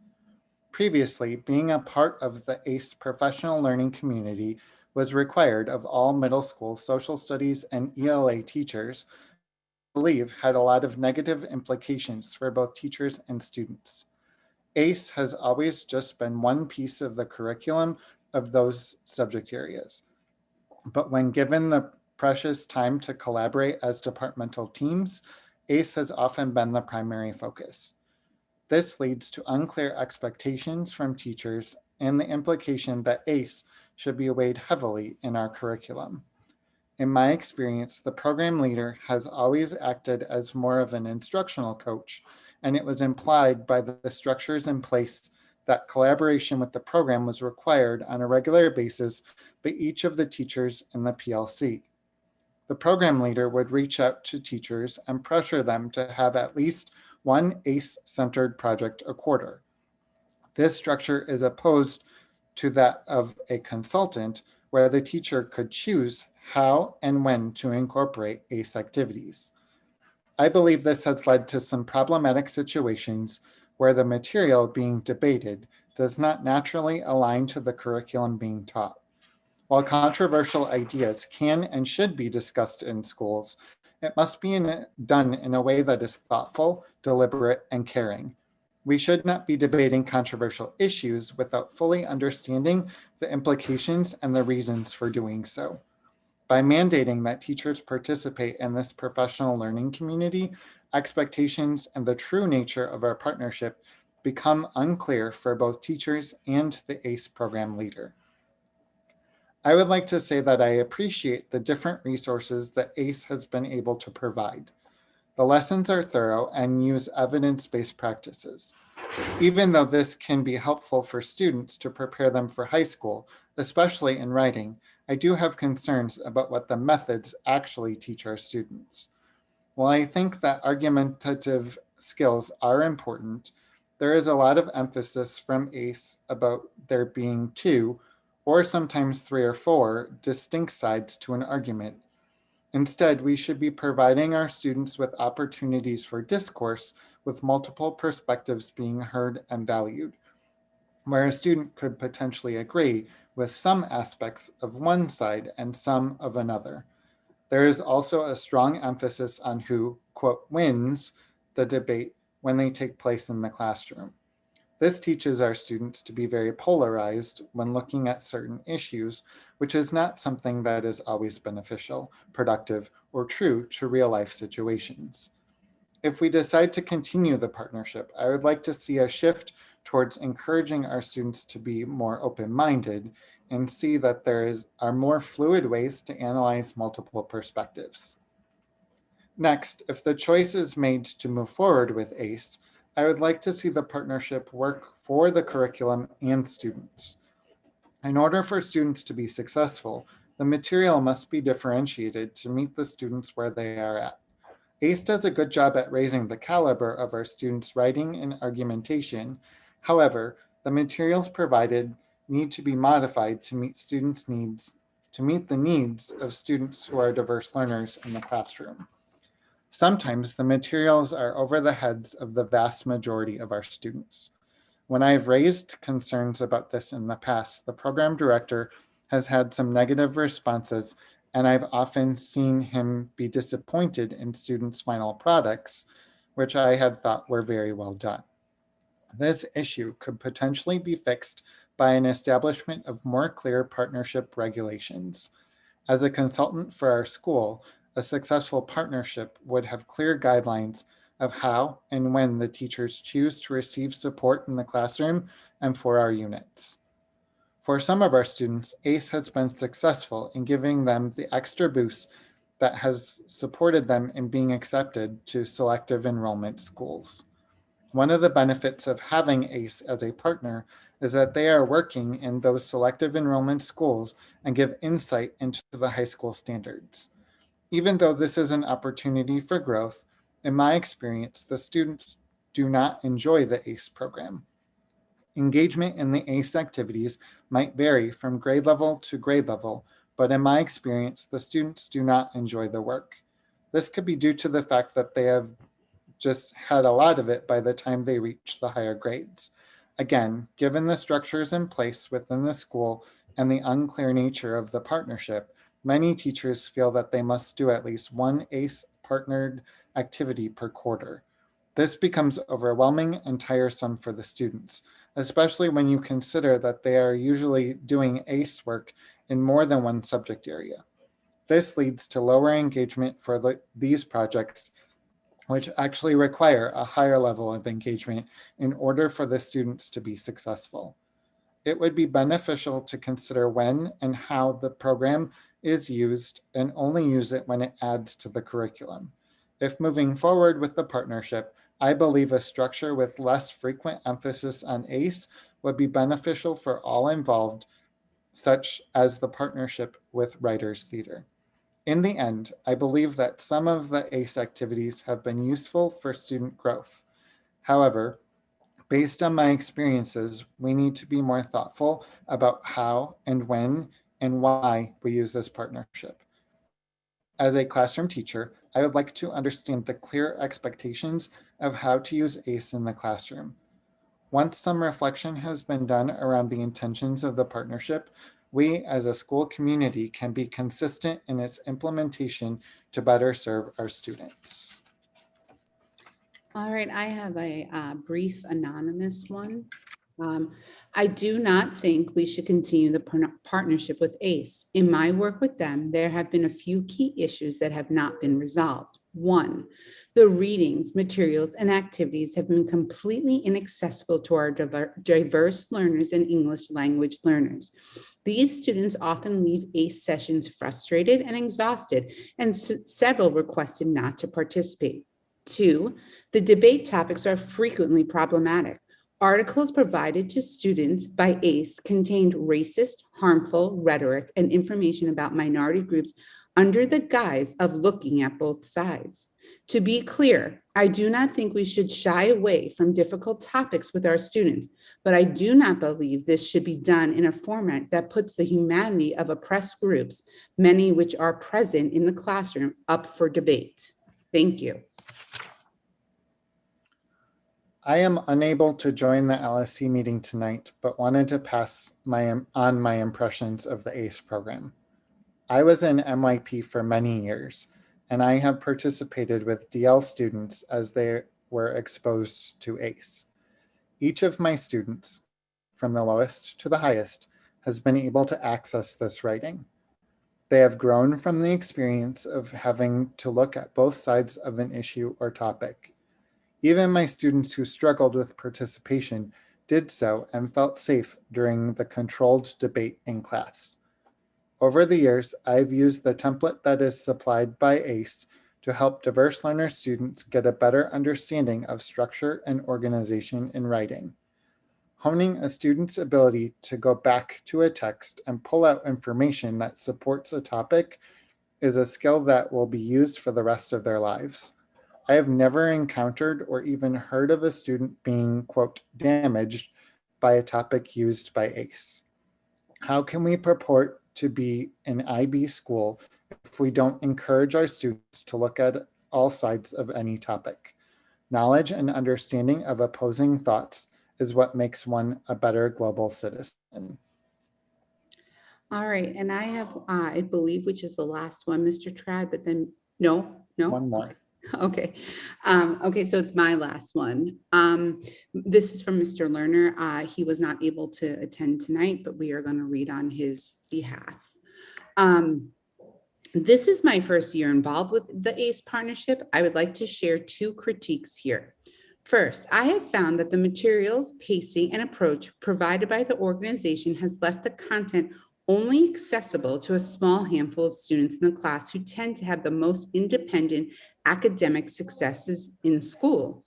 I have not seen any evidence that ACE considers the needs of the majority of students, especially students in special education and English learners, as important to intentionally plan for.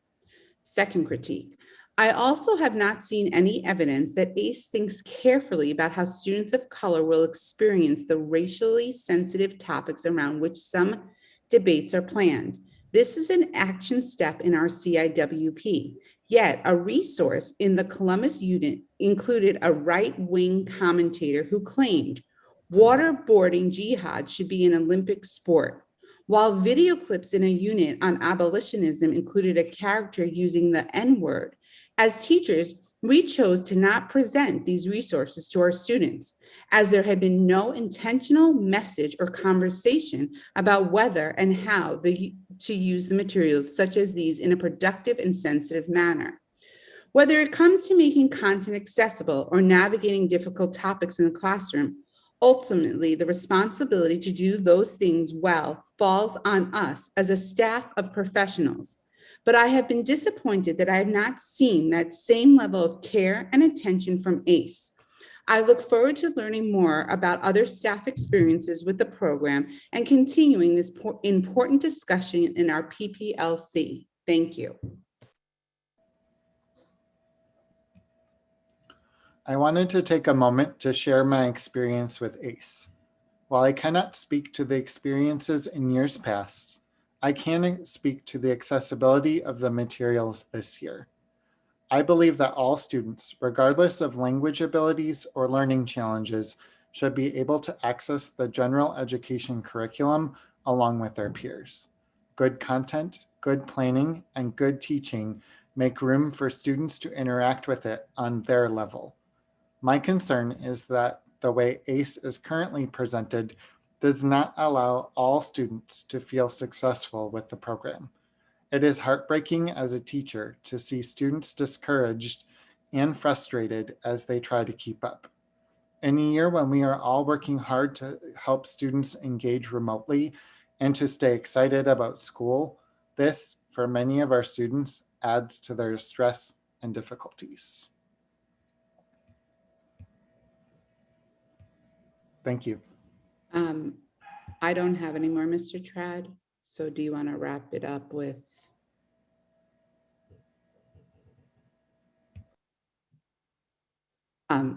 That's all, Ms. Baumgarten. Right, but did you want to wrap up Not with? now.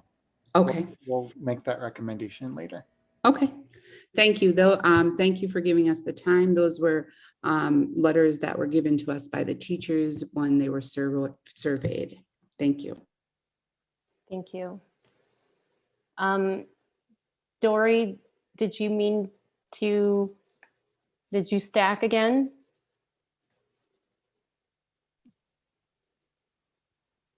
Yes, I stacked. Can you hear me? Yes. Okay. Yes, I stacked. Basically, I as a wrap up, I hope enough of us have been paying attention to this conversation. All I'm hearing is that all these other kids are having a great, wonderful, successful program. Teachers are finding it helpful to have ACE as their an expert supporting their work. That's all fantastic. I still come down to this idea: why are we minimizing the hurt that students that have been harmed and their families because these other students are fine?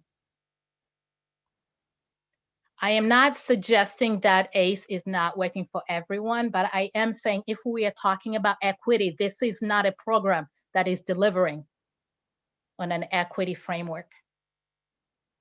I am back to this. I am not saying everybody has to do bad for a program to not work well. I am saying we have to pay attention to the people that are getting left behind, the families that are being hurt.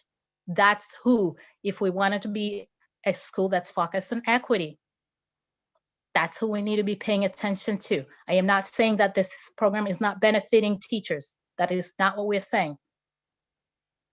We are not saying we should avoid controversial topics. That is absolutely not what we're saying. We are saying we need a vendor that can support our community. We know we have that gap.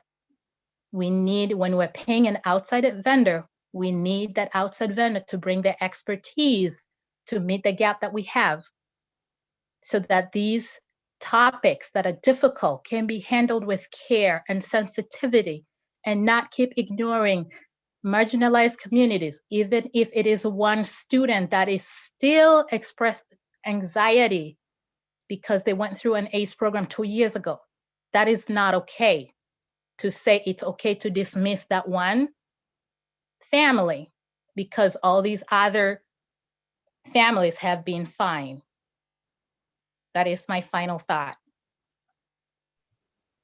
Thank you, Dory. I think we have Jill next.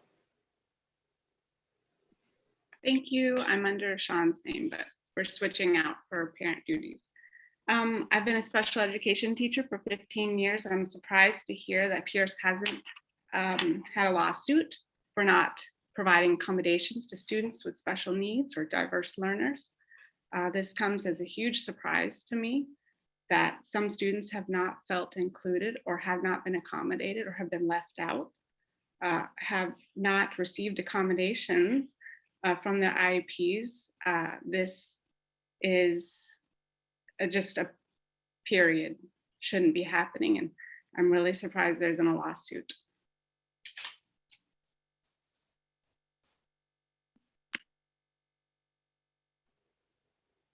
Thanks for your comment, Jill. Nicole, I know there's some parent letters. Yes, I have 2 letters I'm going to read that were sent to the LSC. Let's see. And both said they didn't mind sharing their name. So the first one is from Bridget O'Connell. Hello, LSC members and Peirce community. I hope this statement will be read during the LSC meeting on April 29th. I'm writing to support the families who have experienced harm by the usage of ACE as a vendor for debate education.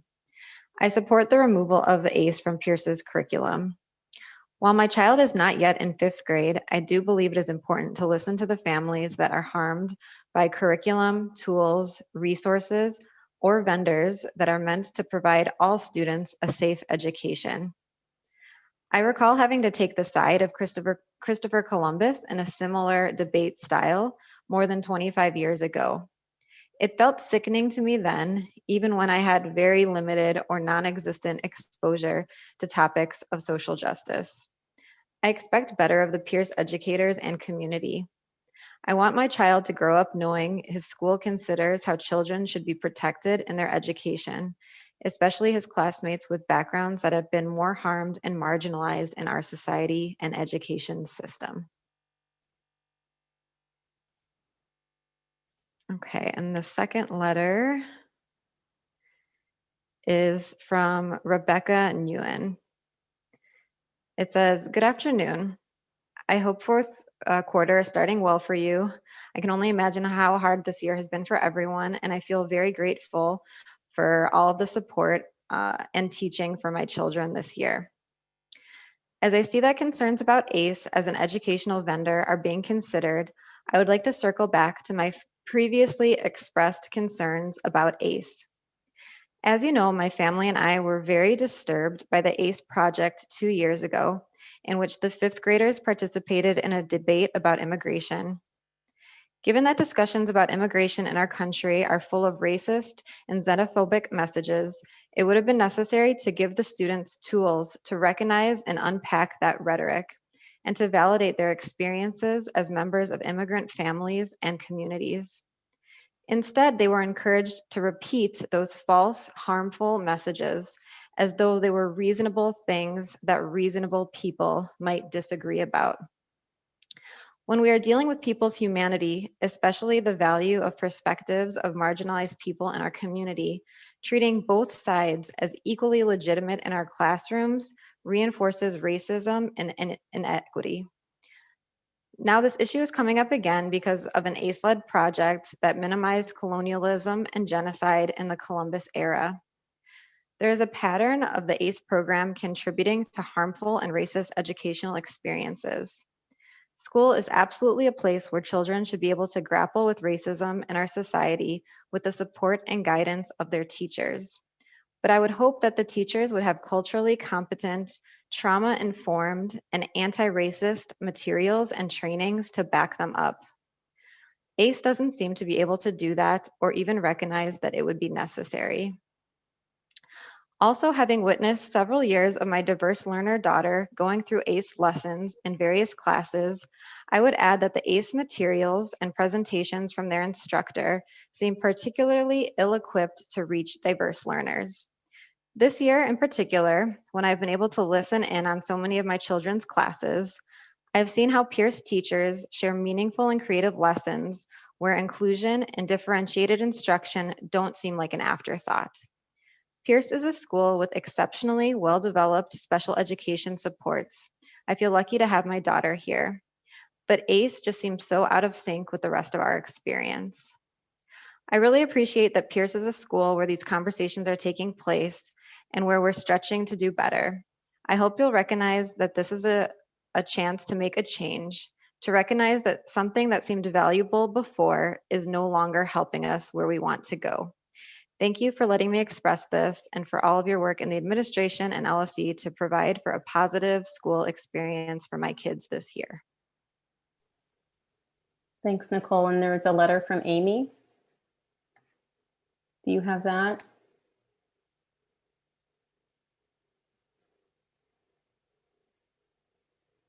I have it handy. I can read it. This is a letter from Amy Rosenquist. I strongly support removing the ACE debate curriculum from Peirce. Is not only a Peirce parent, but an assistant professor at Harold Washington College, one of the city colleges of Chicago. I can attest to the problematic nature of teaching students that developing and articulating a simplistic binary stance on hot button topics is an appropriate alternative to developing truly critical thinking. I and my colleagues spend an inordinate amount of time attempting to remediate the thought processes and rhetorical practices of CPS graduates when they have come from an academic background in which they were instructed to use talking points, sweeping generalizations, cliche or pat answers, and stereotypes to address what in fact are highly complex, highly individual, nuanced, non-binary, sophisticated topics that require a high degree of primary research, complex thought processes, ability to form connections, and personal introspection to adequately form a personal position about, something that middle school students can't be expected to have the cognitive or research abilities yet to successfully accomplish. In my experience, it is one of the most difficult and least successful tasks in my role as an English and literature professor to try to help a student unlearn this ineffective, overly generalized, polarized, and frankly absurd style of writing and arguing a point, espousing a binary pro-con view of major national and international issues in these ways is more appropriate for the comment section of social media than any academic context. I can also relate that students who remain entrenched in this debate style of academic argument due to their prior middle school instruction are the least likely to be successful in my English 102 research writing class or course, which is a vital gateway course that all college freshmen in the US must successfully complete in order to advance into their majors.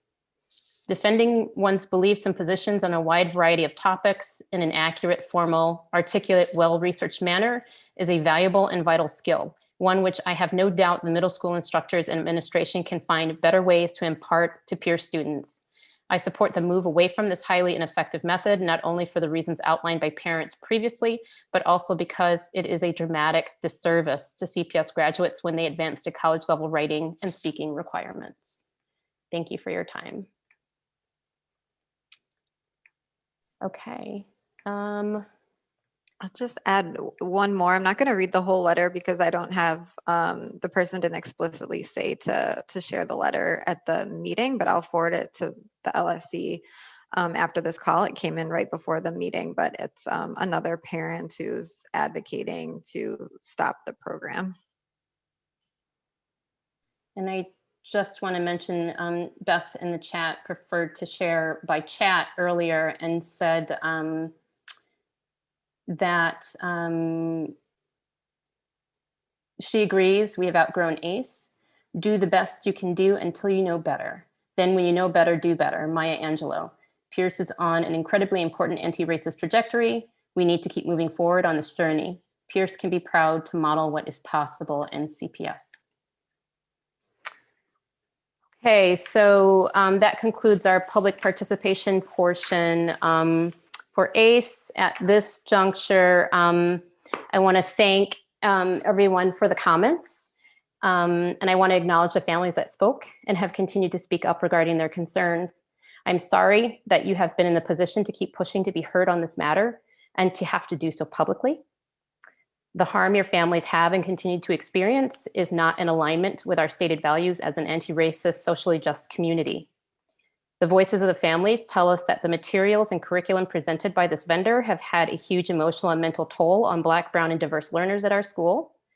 We have also heard from a parent that this consultant, as was mentioned earlier, has not adjusted materials for diverse learners. While I imagine the intent in working with this vendor was not to cause harm, the families have shared the impact on their children, and we must take action to address them. Ms. Amy has been engaged in an evaluation of the ACE program, and I'm going to turn things over to her for an update on where things stand with this vendor, followed by questions from the council. Thank you, Aisha. So I just want to sort of reiterate what Aisha said in terms of thanking those of you that have attended, from parents and staff. People are entering this conversation with multiple perspectives and multiple lenses. And so I think it's important that we hear that while also centering the voices of those who are saying that there has been harm caused to their children, to their families. I think there's power in these dialogues to happen in an LSC structure. It's not frequently that you have this many parents, staff, community members coming together to express concern, support, share thinking. And so I think that I think we're in a space where there is sort of a bridge being made in so many ways, where people are feeling comfortable to come together, stand up for what they feel are important for themselves, their children, and for the betterment of the school community. I also think it's important for us to reflect on where we're at with our work with equity at the school. While this is my 6th year at the school, there was a lot of like systemic structures that had to be redeveloped over the last 6 years, from our approach to discipline, to centering student voice, having collaborative teaming structures, increasing communication from the school to the community, increasing arts partnerships. And 2 years ago, as a result of the REIA, we launched forward with our work more intentionally on curriculum, professional development, definitely not every public school in the city of Chicago, but I think that they're important. And we are currently going through a 2-year review of our curriculum, looking to identify problematic resources and eliminate them, look at anchoring our work in the social justice standards so that we can continue to improve and evolve where we're at. While frustrating, the work also does not happen overnight. It takes time, it takes education, it takes development, and we are committed as a school to doing better and to adjusting our practices where we see they need to be adjusted. We've identified as one of our action steps in the CIWP that we would analyze and evaluate all current programs, looking to bring better representation of the partnerships that we have, looking to see where are there issues or problematic components. But this issue that's been talked about tonight with our partnership with ACE is sort of like, we've started that process sooner because of the feelings of families and wanting to honor and respect students and families that are experiencing harm. So we've heard a lot about students and families of color who have felt harm as a result of the partnership, but what we haven't heard is the families of color who have actually shown quite a bit of support in the work. And so while those families are not here, I just want to say that over the last 6 years, those voices have come to myself and to teachers, and families have said that these are important and critical conversations to engage in. I also feel it important to say that action was taken after the debate 2 years ago on immigration. We decided that we would no longer use that topic as a debatable question within our curriculum because of the culture and climate of the nation, because of the problematic areas that were brought to us by parents. And that debatable question is no longer something that we are using. And we took action. I took action after the issue came to light about the 5th grade Columbus debate. The teacher and the partner said, we will pause the debate, which they did. And then there were further concerns raised. And so I said, we will pause our partnership and not continue with this until we've been able to complete a thorough and appropriate evaluation of the partnership and anchor it in solid rationale. So what is the criteria that we are going to use with this partner, but then any other partner that we may engage with? We have to have that established to be able to say whether or not we will or will not move forward with anyone. And we have to define some things for teachers as well. Are there particular things that we do not want teachers to address in the classrooms? How is that development sort of taking shape? Because this same question, regardless of partner, would have still been used. And so I think that while there are issues that have been raised about the approach that the partner has taken, we also have to look at like how do we address this and create a structure so that teachers are also not creating an environment in their classroom where students are not feeling safe, protected, valued, and to ensure that those students' voices are also being heard.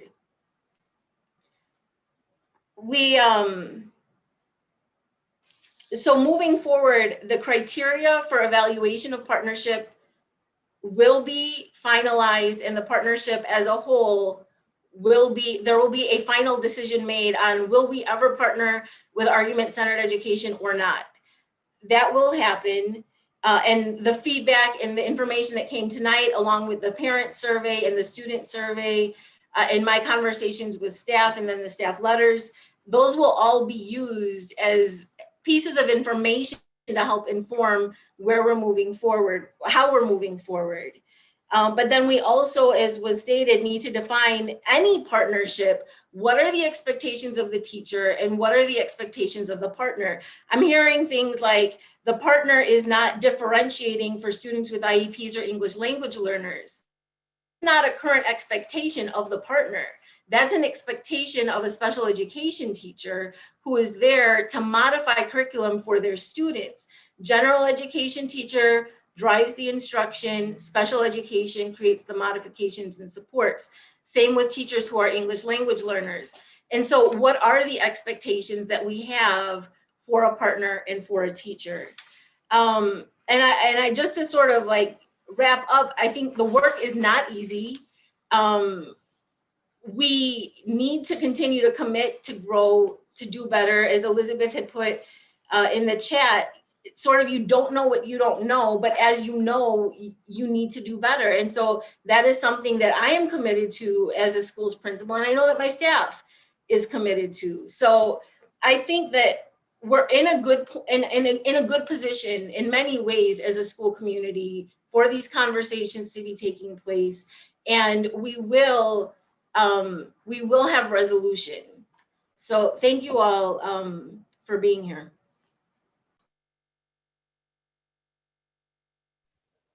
Thanks, Ms. Samey. Are there questions from the council or comments?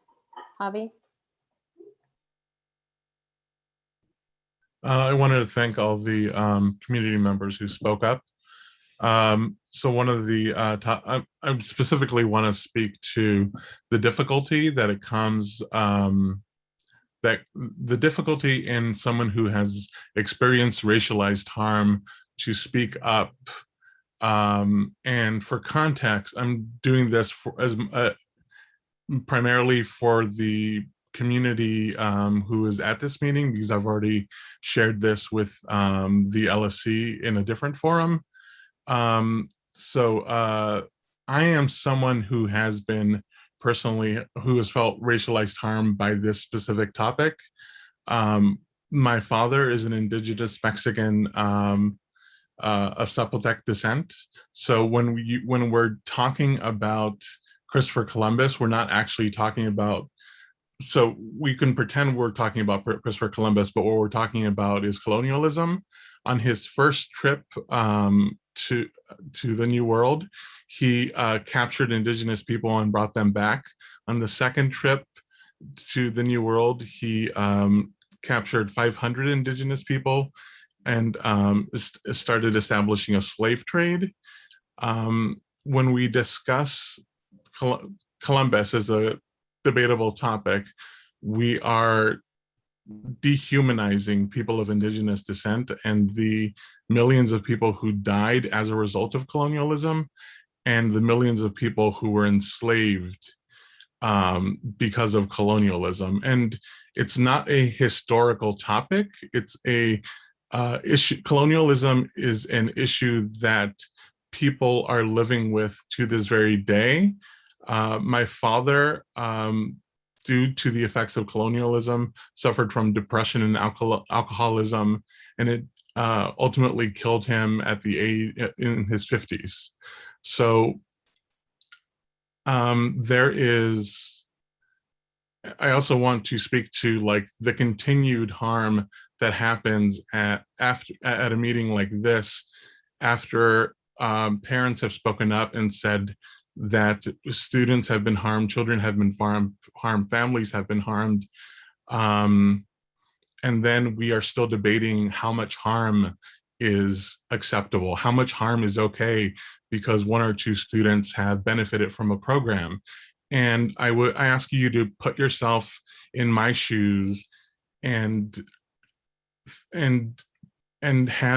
just sit here and listen to something, anyway, a topic that just removes all of your humanity being debated after you've spoken up, after you've expressed how painful it is that this discussion is happening.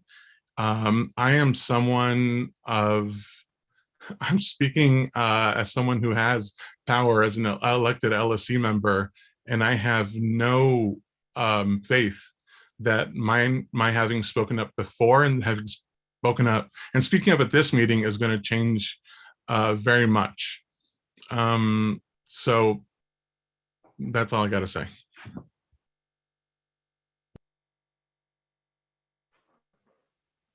Thanks, Javi. Thank you for sharing that.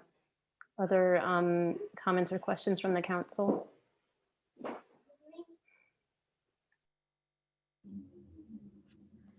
I have a question.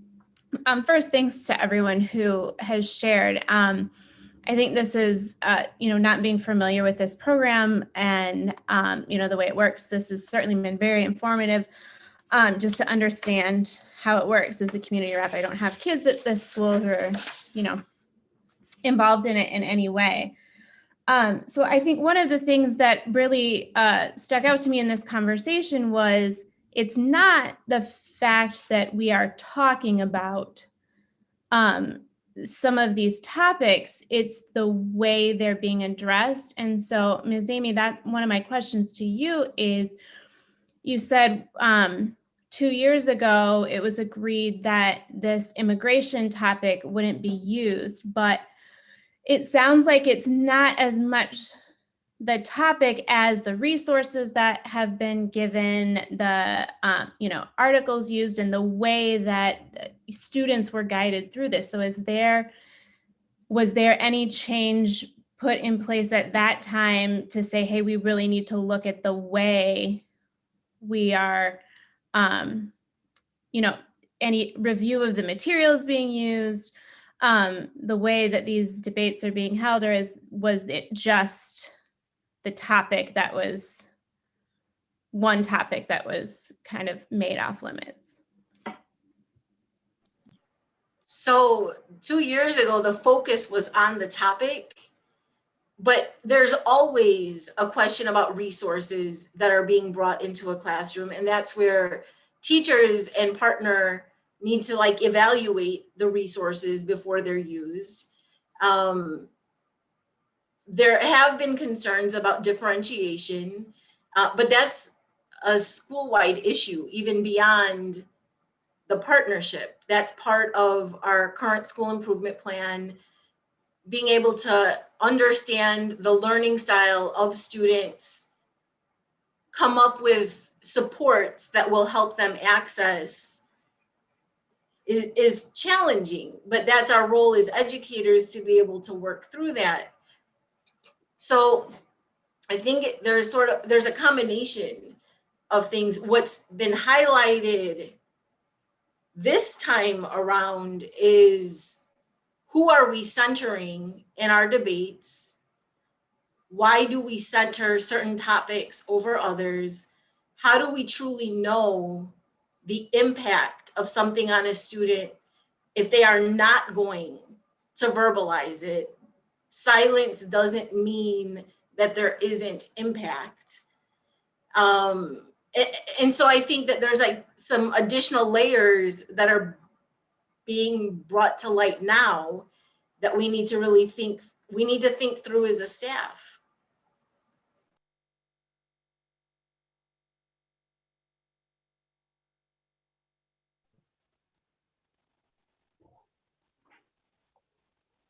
Other questions or comments from the council? I do, but there's a smoke alarm going off in my house, so I'm sorry.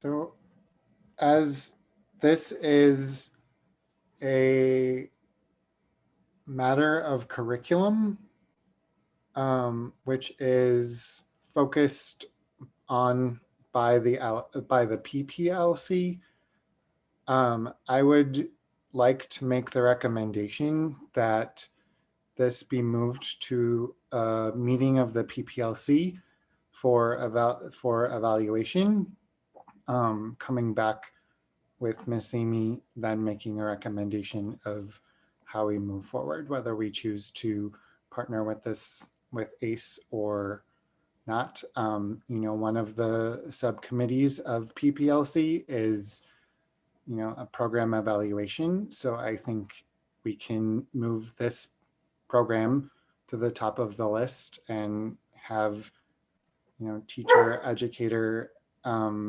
input and thoughts. Apologize for the dogs barking in the background. But I would like to make the recommendation that we move this evaluation to PPLC, with then Ms. Zimi providing a final recommendation. Evan, why is it just a prerogative of the PPLC, in your opinion? Because this directly impacts curriculum, which is what the PPLC is designed for. It's designed to evaluate and make recommendations of curriculum to the principal. Based on whose comments?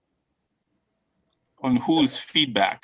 So Evan, can I hop in, Evan? And so Mr. Kwame, we were thinking that the PPLC is what Evan said is their main objective, and that if we open it up to having teachers come and share their comments and ideas and experiences, they can make a recommendation to Ms. Zami as the skilled educators that they are, and using their professional knowledge and background.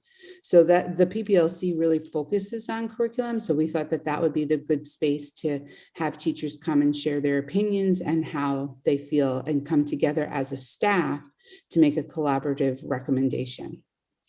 I think I understand that. I think what I'm hearing is that this is going to come as a recommendation from the teachers. And I think I just want us to be very mindful of the fact that the conversation goes beyond what the teachers know about the topic. There's a lot of learning to do from the teachers, from everyone, before coming back together and deciding what to support and how to implement them. So I just want to make sure that we understand that, and not just say this is a curriculum issue. It's not just a curriculum issue. So we want to make sure that we also make sure that the teachers understand what it is that they're reviewing. And again, there's a lot, like you said, there's a ton of training that you're going through. There's a lot of there's a lot of learning that's going on the teacher side, and we completely respect that. You've shared that, with us broadly. But I want to make sure that it's also understood that it's not just a teacher or a curriculum issue, which is the reason why we've been 2 hours talking through that already. You're absolutely right. You're 100% right. It is not just a curriculum issue, and it's not just a teacher issue. There are many parts to this that come together. We're just talking about talking to the teachers together and making a recommendation. That is not the end all be all. We just want to provide the space for educators to speak about how they feel about it, where they may not feel comfortable submitting a letter, and they may not feel comfortable talking on LSC, or they may not feel comfortable going to admin at that time. So I 100% respect your comment and agree with you. This is not a teacher issue. There are so many parts to this puzzle. However, I do think it is important that the educators have a space to share their opinions and their knowledge and their ideas about their craft. I don't know, Yep.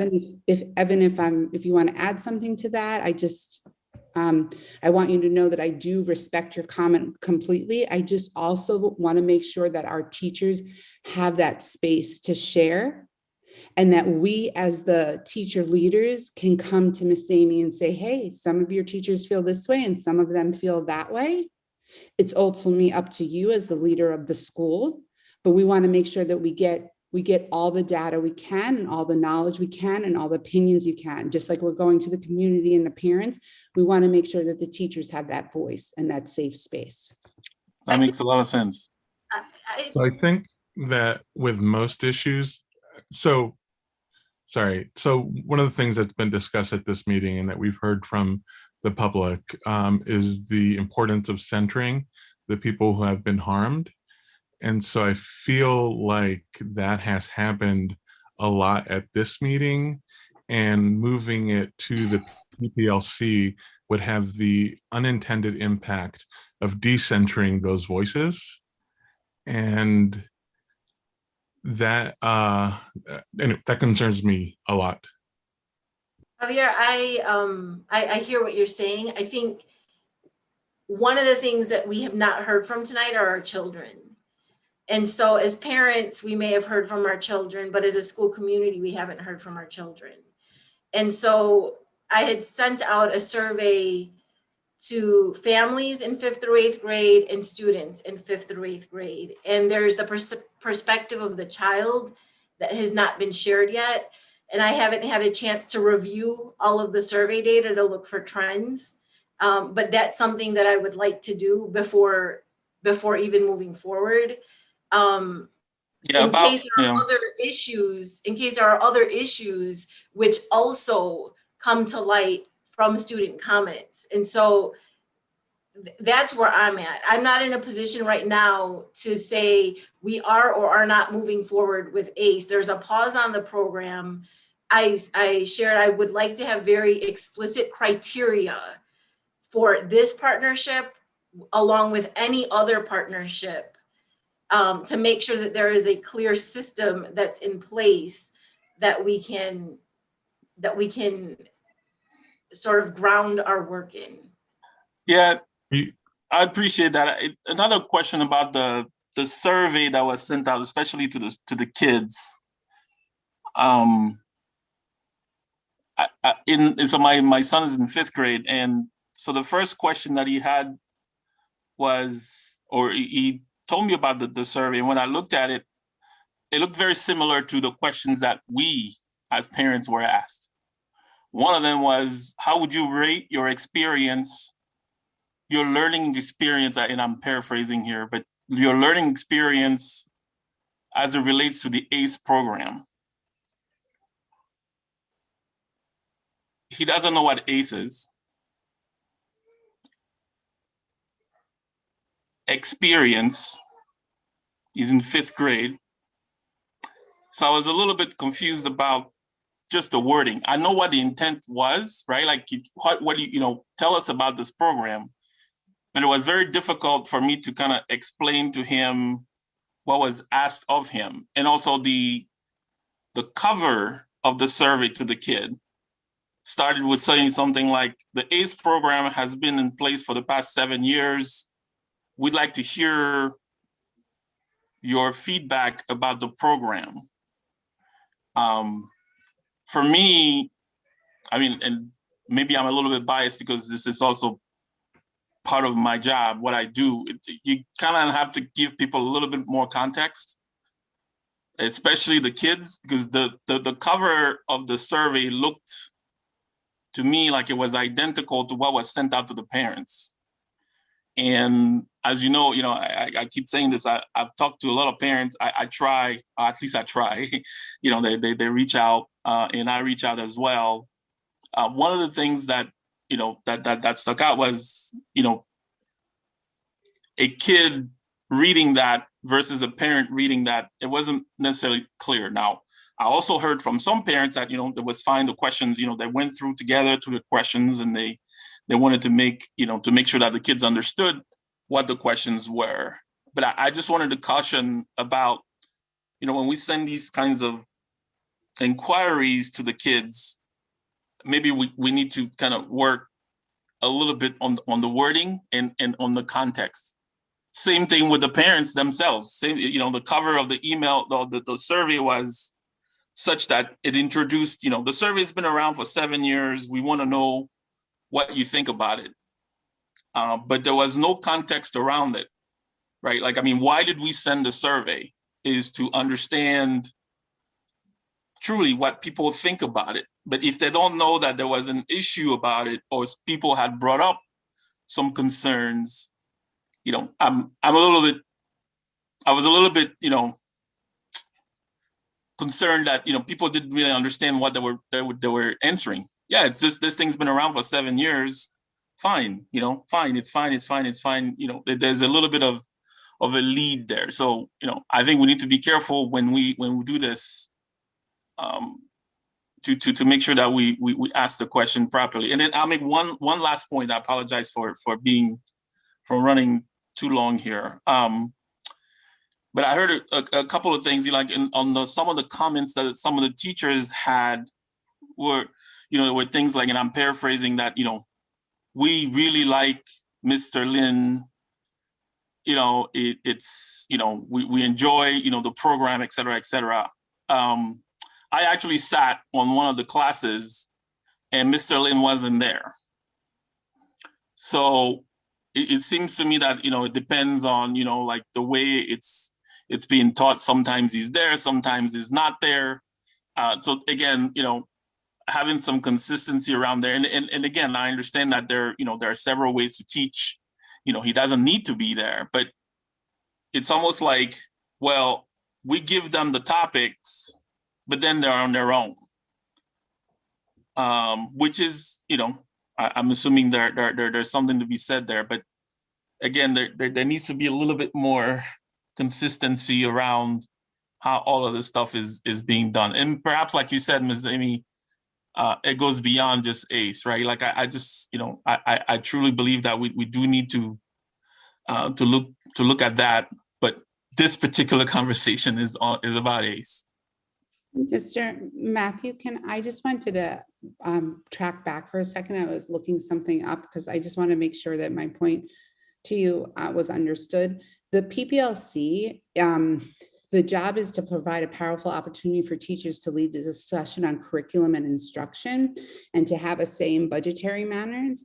And I heard what you were saying, will there be a chance for the community? My understanding and what I was thinking, and I think what Mr. Tratt and I were both thinking, is that after this meeting, as a staff, as educators, we need to hear what the community said from this meeting, and we need to hear from the families that feel harmed, and we need to talk about the curriculum and how it's being presented. So that was our intent. Please understand that I would love for people not to assume ill will. The only intention Mr. Tratt and I ever have is making sure that our teachers have a voice and have a safe space. There is no underhanded ill will or having a private conversation. We want to come back to the teachers and say, if you attended the LSC meeting or if you heard this is what happened, how do you feel about it now? How do we react on that? How do we repair the harm that may have been caused? So I just want to make sure that I was clear, and Mr. Tratt and I were both clear on that. The intent is always to have transparency with our teachers and give them that space to talk. Absolutely. Absolutely. And again, I think, and I really like what we're doing here, because we're making this a process. This is not a people issue, right? It's a process. And, one last thing I wanted to say is, I hear what you say, we need to hear from the parents. We need to hear from the parents. I hear that a lot. I also, I think you've heard that in many situations. The reason why we're here is because we're hearing from the parents, and they may not come to the teachers directly, right? And perhaps that's something that we need to work on and, try and figure out. But the fact that that's brought up, doesn't, it should be having at least par value as if a parent had come to the administration or the teachers and stuff.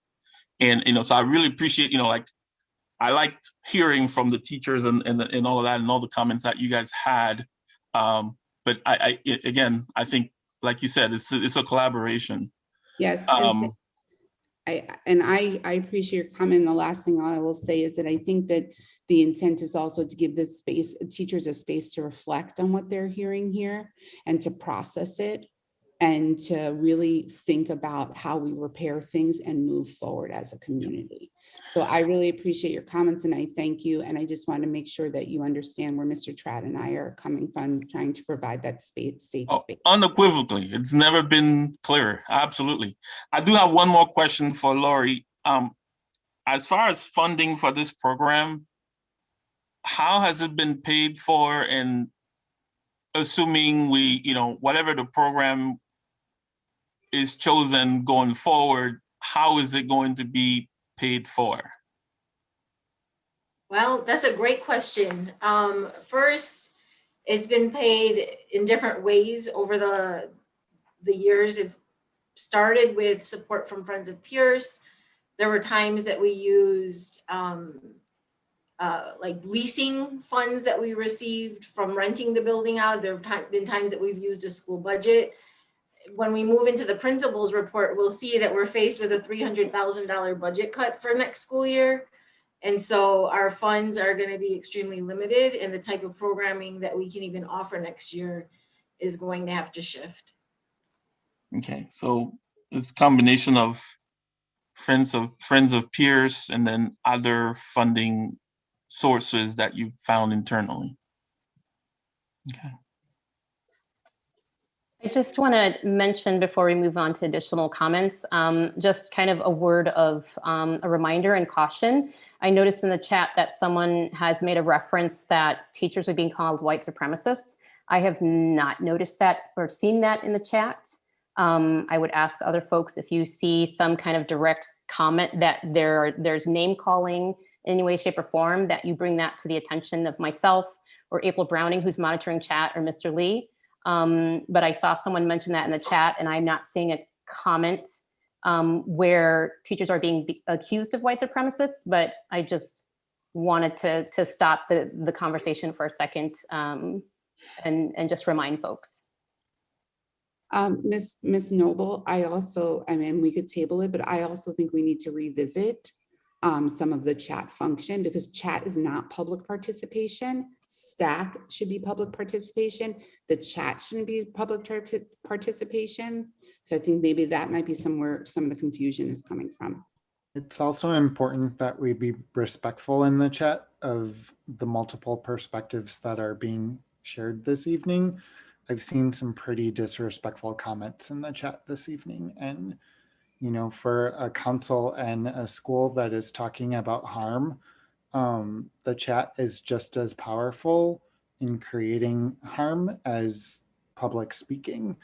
So I'd appreciate it if we could remain respectful in the chat to all who are present. Thank you, Evan. You said that better than I was saying. Thank you.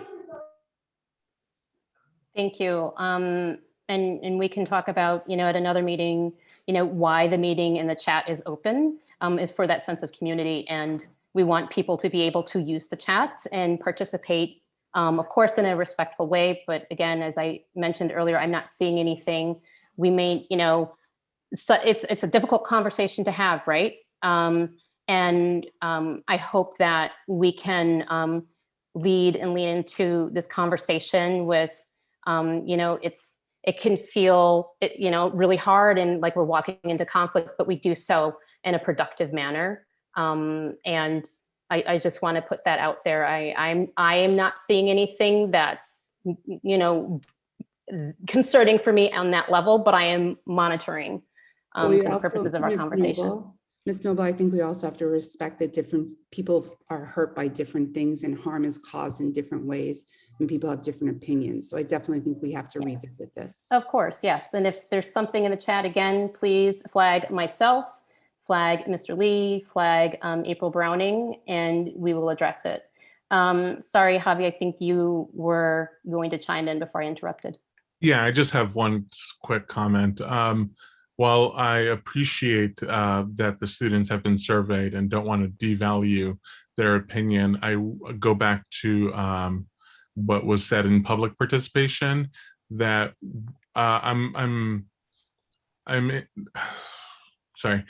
I don't know what we're expecting to learn from a student survey that would negate the harm that's been done, and that would make this program, that harm worth whatever it is, that whatever benefit we're going to hear. And so I am all for, the survey has been sent out, the data needs to be accumulated, trends need to be identified, but I doubt that so just we need to keep that in mind. Yeah, and I want to second that, and also what Matthew was saying about kind of the concern of, I guess, moving the conversation out of this space that's trying to center the parents' voices and the space where the harm has been done in this program, and moving it away from that and then into the PPLC space where after hearing the teacher letters, there seems to be a disconnect or just a lack of information, I guess, about the harm that was done, because that wasn't really addressed in most of the teacher letters that we heard tonight. So I'm concerned about kind of a conversation continuing in that space that's not about what we're talking about here tonight. And I just want to thank everybody who did speak up tonight. Like, you can hear, you know, the pain in people's voices of what they've experienced. I feel like I keep thinking a little bit about what Megan said about there being an immigration topic with terrorism as a subgroup, and kind of how that in itself is almost, you know, enough for me personally to think that this relationship is not a good fit for Peirce. And I agree with others in saying that what else can we learn, what other information can be gathered to kind of negate what we're hearing this evening. So thank you everybody who spoke up. And I just want to say that, you know, I hear you, and I hope that others do as well, and that your voices can continue to be centered in this conversation, and that it doesn't just, and it's not just a conversation. I hope that, you know, we don't just kind of fall into a process, and that decisions can be made and action can be taken to repair the harm that's been done. So we've been throwing around the word harm for a few months now, and I think it's getting weaponized against people who have experienced the short end of the stick of white supremacy culture. And so I'm hoping that we're going to have some norming conversations as part of our anti-racism work. But until that happens, I'm happy to share with you the definition of harm from this book, We Will Not Cancel Us, and Other Dreams of Transformative Justice by Adrienne Maree Brown, which came out in November of 2020. Okay, harm, the suffering, loss, pain, and impact that can occur both in conflict and in instances of abuse, as well as in misunderstandings steeped in differences of life experience, opinion, or needs. Harm is what needs healing. Working with individual healers, therapists, and in community to understand where the hurt is and what it would look like to not be ruled by it. There's also a definition of conflict and abuse, among other terms. I highly suggest everyone reads this book, like as we're trying to have these conversations about white supremacy culture. I wanted to thank everyone who spoke and wrote about this topic. I really, really appreciate you being brave enough to share your experience. And I really hope that we can acknowledge it. I would love to hear you, Principal Zaney, say, I am sorry you were harmed. That is what I keep waiting for. Even if you didn't realize it at the time, that was the impact, even if it wasn't the intent. And like the fact that we're still debating whether or not people's feelings are real is part of the essential problem. I also like the idea of the PPLC being involved in this issue. Ultimately, it is Miss Amy's choice. But my concern with the PPLC, and both of the teachers are off camera, so I don't know if they're taking a bio break or what, but maybe, okay, cool. My understanding of the PPLC is that it's for certified teachers only. And so I'm wondering if the onus is going to be put on special education teachers to adapt curriculum that we're paying 15 grand a year for, then like, are they all certified and can participate in the PPLC? Special education teachers are all certified teachers. And I just want to say that the PPLC, what Mr. Tradd and I are suggesting is not that what the teachers say is the end all be all. We want to have a space for the teachers to just talk together. It is very rare, especially in the time of a pandemic, that we usually have vertical planning, and we haven't had that opportunity. But special education teachers are all certified, just like general education teachers. Actually, they sometimes have to take more classes than gen ed teachers do. Mr. Tradd and I are just recommending that there is a space for colleagues and professionals to share their experiences and thoughts. That is all we want to do. We are not saying that our decision is the end all be all. Yeah, I'm not trying to, as I foregrounded, I think it's a good idea. I just want to make sure that everyone who is affected by these curriculum choices is in the conversation. It sounds like Yes. you're saying that is. And also the PPLC, correct me if I'm wrong, Evan and Miss Amy, but can teachers' aides attend? Or is it just, Our PPLC meetings are open meetings. To all staff. Anyone can attend. Right. Yeah. So the intention is to have all staff involved, and staff are some of our teachers' aides work very closely with our teachers on modifying the curriculum. So that is the intent, that all certified teachers and teachers' aides will have a space to share their experience. Yeah, I think it's a good thing to consider. I mean, again, ultimately it's Miss Amy's choice. Yes, PPLC meetings are open to the public as well. A couple more things. I'm asking that question because I feel like Miss Amy is kind of throwing special education teachers under the bus with some of her pivoting there with regard to ACE, and why it's okay that it's not accommodating to special education and diverse learners. I find that to be a weird flex, and I don't find it to be adequate in addressing the needs of diverse learners, or in the spirit of Peirce, which generally is great on diverse learners, as far as I understand. The other thing that I wanted to say, I don't know, I've got a lot of stuff. I guess just from my perspective as a white parent,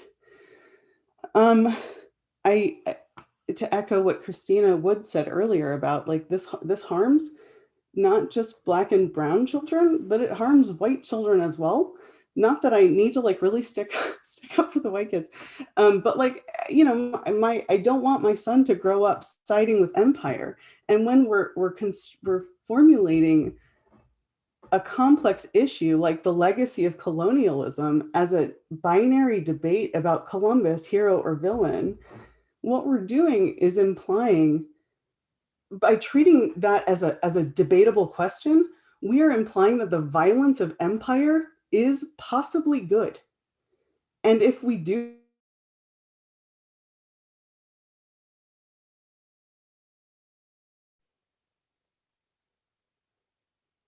Claire, I think your sound went out. I don't know, am I here? Yeah. Okay. Oh, my internet's unstable. Of course it is. Can you hear me? Yes. Okay. So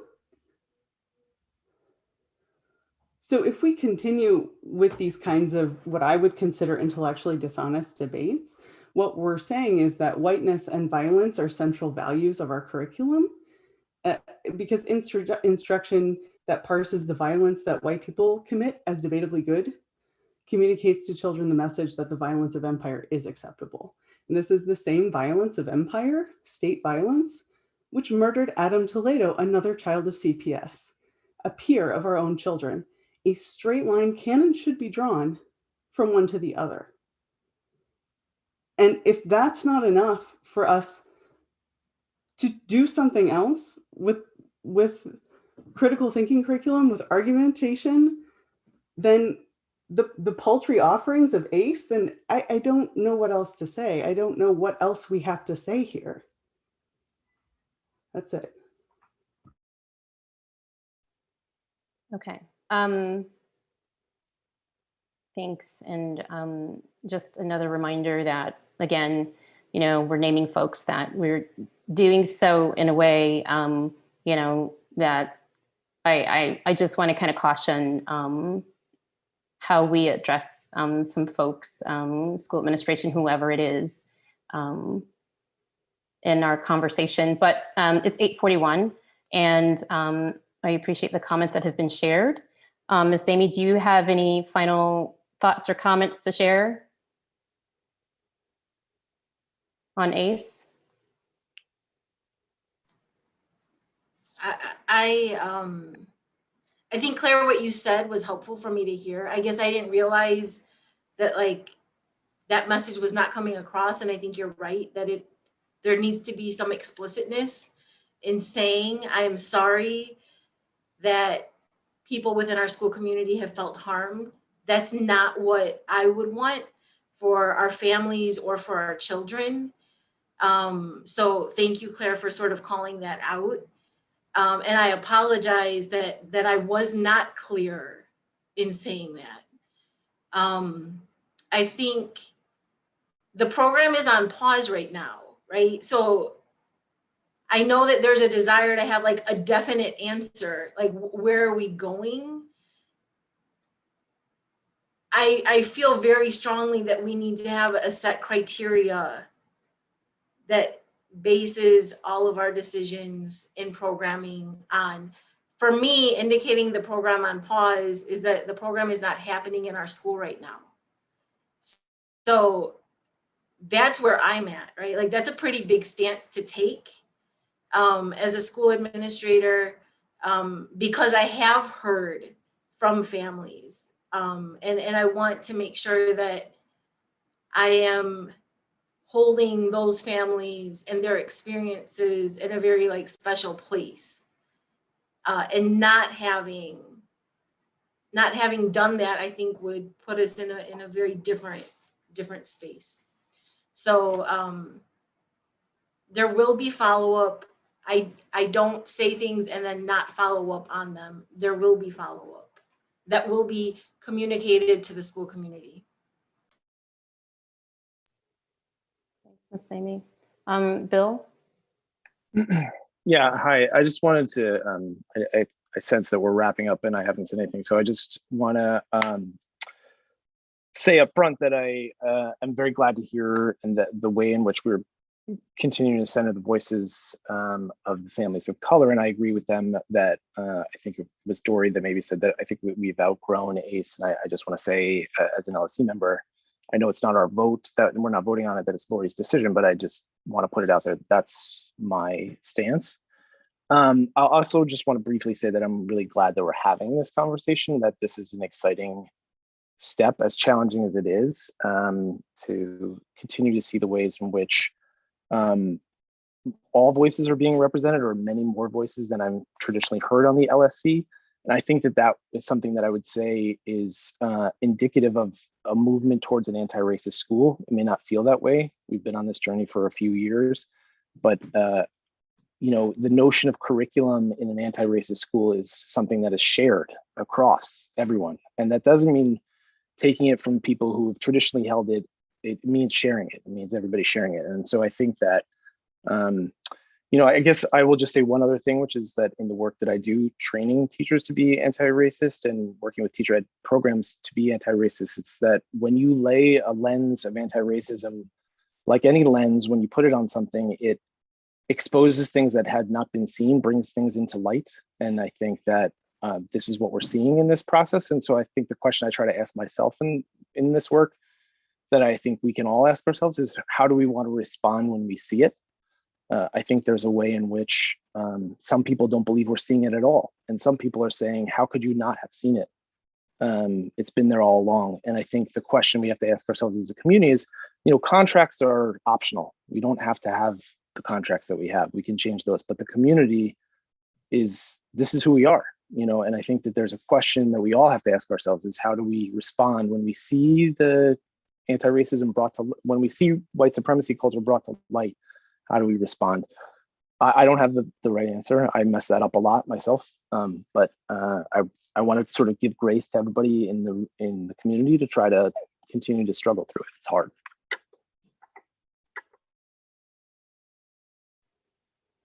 Thank you, Bill. Okay. Sandra, I want to ask if you have anything you'd like to add. Thank you. And thank you to everyone that spoke up and came to this meeting. Before joining the LSC, this was new to me. I didn't know there were concerns with the debate or fifth grade debate or with ACE. And just like most of my non-teaching coworkers, I will bring these concerns to them, the voices that were brought up, and let them know exactly what's going on and what this meeting was mostly about.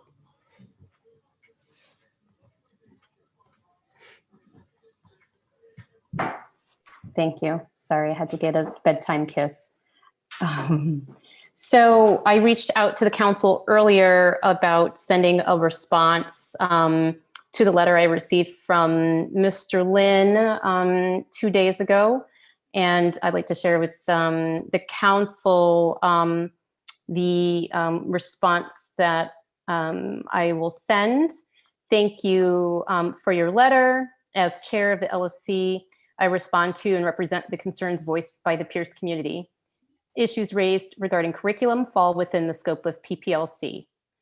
In my capacity, I support but ultimately defer to school administration on decisions related to the retention of vendor services.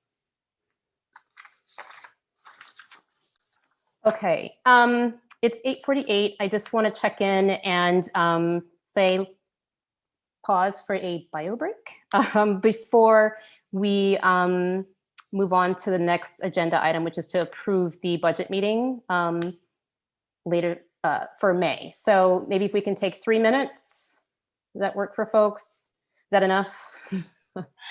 I need to turn the lights on. Sorry. That's to go quickly. Yeah. So back at 8:51. Thank you.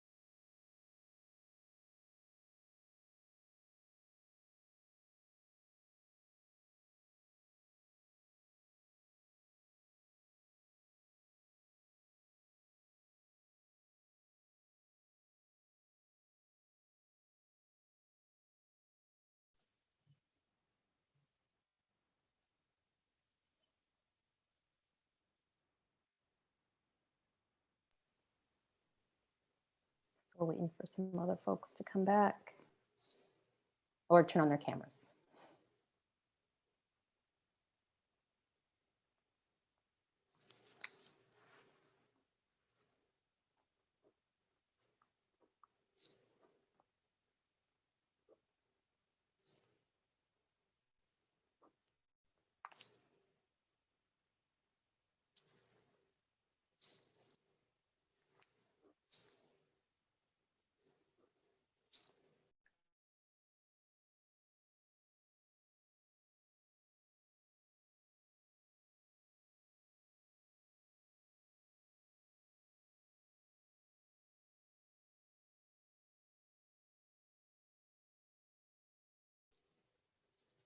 I think we're just waiting for Jerry and Miss Amy.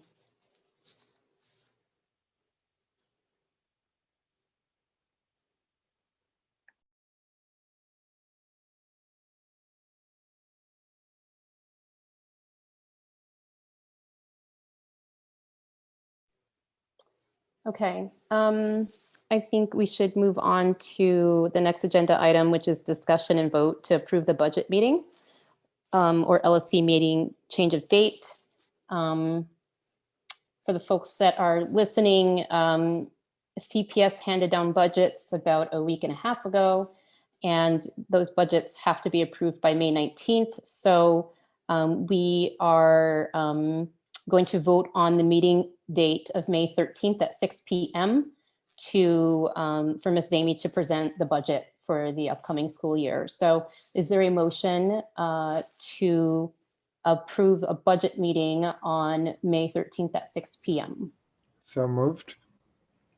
I second. That was Evan. Matthew second. Any discussion? All in favor? Any opposed? Any abstentions? Motion passes. May 13th, 6 p.m. Next on our agenda is CIWP progress report and budget. Ms. Amy.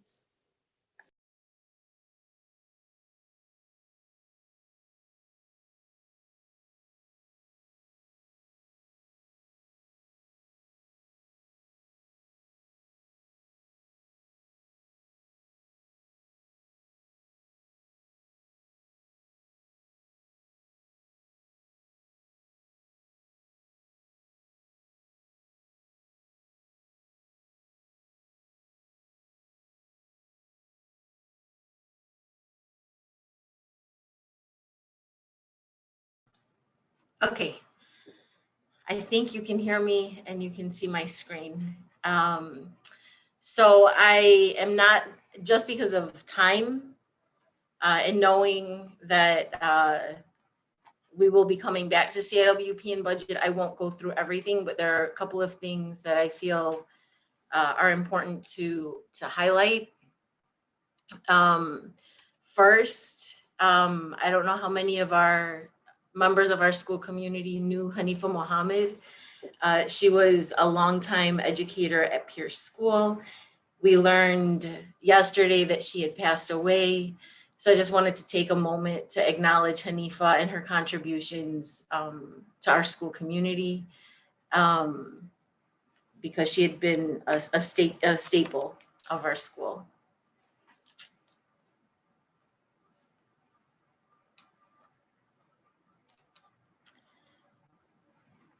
In terms of shifting gears into our CIWP, last school year, we developed our 2-year school improvement plan. We are in year 1 of that plan. Next school year will be year number 2. And then next year, we will be developing the next cycle of planning and improvement. I met with the PPLC, I met with teachers during grade level meetings a couple of weeks ago, and then met with our PPLC to look at the current data goals that we've established, along with the action steps and theories of action, and collected data from staff on things that we should shift as we enter into next school year. Several of the slides that were shared with the council show the data points that we said we would measure. Many of them are grounded in the MAP test. As a result of the COVID-19 and the school shutdown, MAP has not been an assessment that we administered at the end of last year or at all this school year. And so if we are looking at ways to measure our work within our plan, utilizing MAP data, we won't have data to be able to measure that. So the district has asked all schools to revisit their current plans, look at the goals that were established, and make any revisions that were necessary. So one of the trends in each of the data points that we found were that staff members had recommended that we revise all of our goals. And I'll share what the proposed recommendations would be. The only section that we would look at keeping would be the access test, because the access test is a test that measures students' language proficiency in the English language. And these are for students who speak a second language other than English and are enrolled in our bilingual program. That test was administered in February of last school year and is currently being administered. So we will have access data that we can still measure student growth. When the CIWP was written, we did not have school year 20 data. And so our goals at that time were that based off of school year 19 data, we were at approximately the 20th percentile for 20% of students making growth on the access test. So we set our goals of 30 and 35 for school year 21 and 22. But in school year 20, we doubled our growth and we're at the 40th percentile for growth on the access test. So that's just something that I want to take note of as we shift into modifications of our goals. The priority areas that we've focused on within our school improvement plan are diverse learners, English language learners, reading growth, and then school attainment in math for African American and Latinx students. So we want to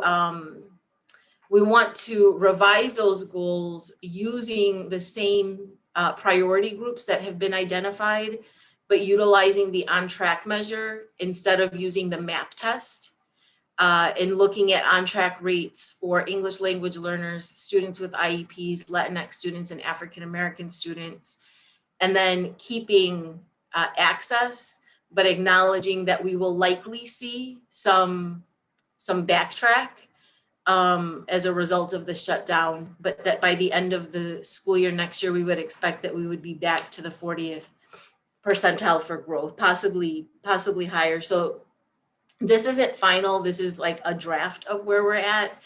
And then staff have said that if we do administer the MAP test in the fall, it's unclear whether or not that's going to happen at the district level. But if we do administer that assessment, that we could look at a fall to spring growth measure on the access test.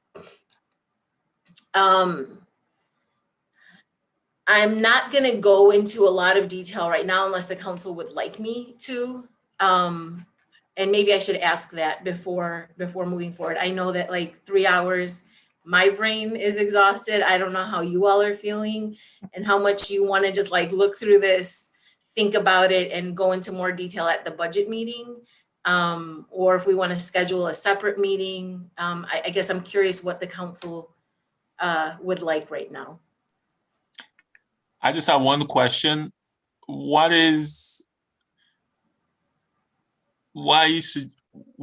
are you suggesting using that different the on-track measure as opposed to the MAP?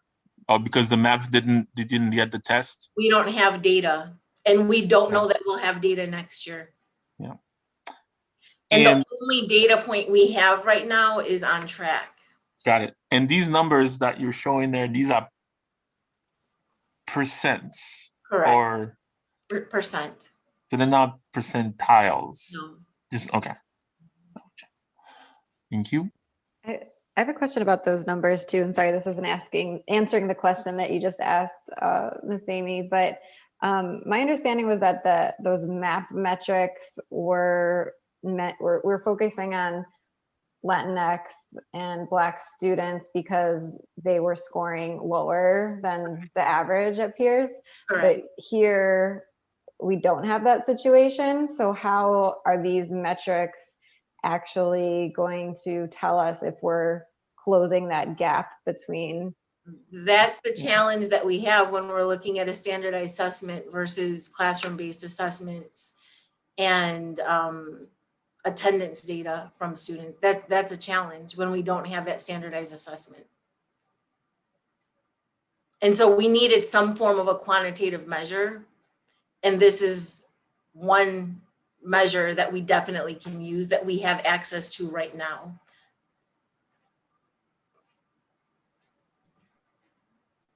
I had a quick question. Are we just, so on your previous slide, you talked about the achievement gap. Are we actually measuring the gap? Or are we measuring just the achievement for particular students? So if the overall students are going up, so even though if Black students and English learners are going up, if the student body as a whole is also going up at a faster rate, then the gap would be growing. Are we tracking the gap or just the achievements of the people who are behind? You're saying with On Track or with MAP?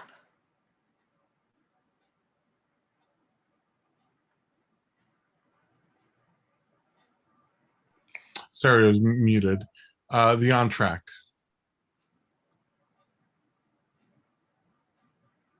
You're asking, are we tracking the gap? Well, right now, with the exception of students with IEPs, English language learners and Latinx students are actually outperforming all students as a whole. And so the gap is it's like it's a different way of looking at the gap. Okay, I think I need to some time to think about what I'm asking. Thank you. I'm wondering then, I guess in this case, wouldn't this shift teachers' focus away then from providing support to Latinx students? Because by these numbers, they don't need support, but by the MAP numbers, they do. What this is saying is that we need to pay attention to what's happening in the classroom in formative assessment and summative assessments, classroom-based assessments, and how our teachers are measuring student progression towards standards, and doing that through a classroom-based assessment approach. So On Track looks at students' grades and attendance. And so we're then utilizing those classroom-based assessments to determine students' progression. This is one of the challenges of not having some form of a standardized test that is normed, that is measuring all students without like that teacher input into it.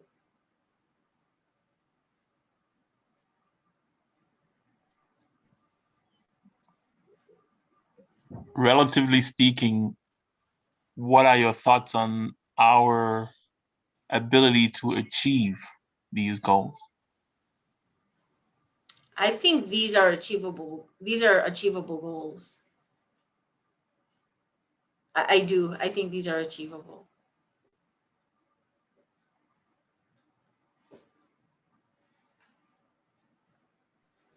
So going back to Ms. Amy's question to the council on, assuming we're done with questions on this slide.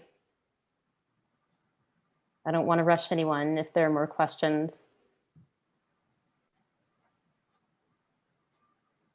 So Ms. Amy asked if the council wanted to move into the formative assessment section of her presentation, or if we want to consider, because of it's about 10, almost 10 after 9, if we want to have a special meeting where we can really dig into this before we get into budget. So I just wondered what the council thought.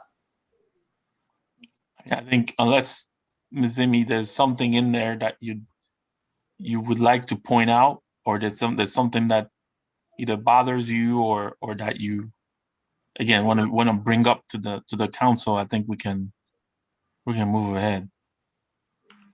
Okay. There were just some like revisions to action steps, and some combining of action steps, but there are not significant shifts in the plan as a whole, or recommendations for the plan. There would be shifts in the data measures, but using the on-track data as the measure. But if we have MAP coming back to revise it in the fall, there's just a lot that we don't know yet. There's contracts that the district has not finalized with testing vendors. And so we don't even know what would be a possibility to use in addition to the on-track data right now. But what I really wanted to communicate this evening that is important is the budget cut that we are facing for this upcoming school year.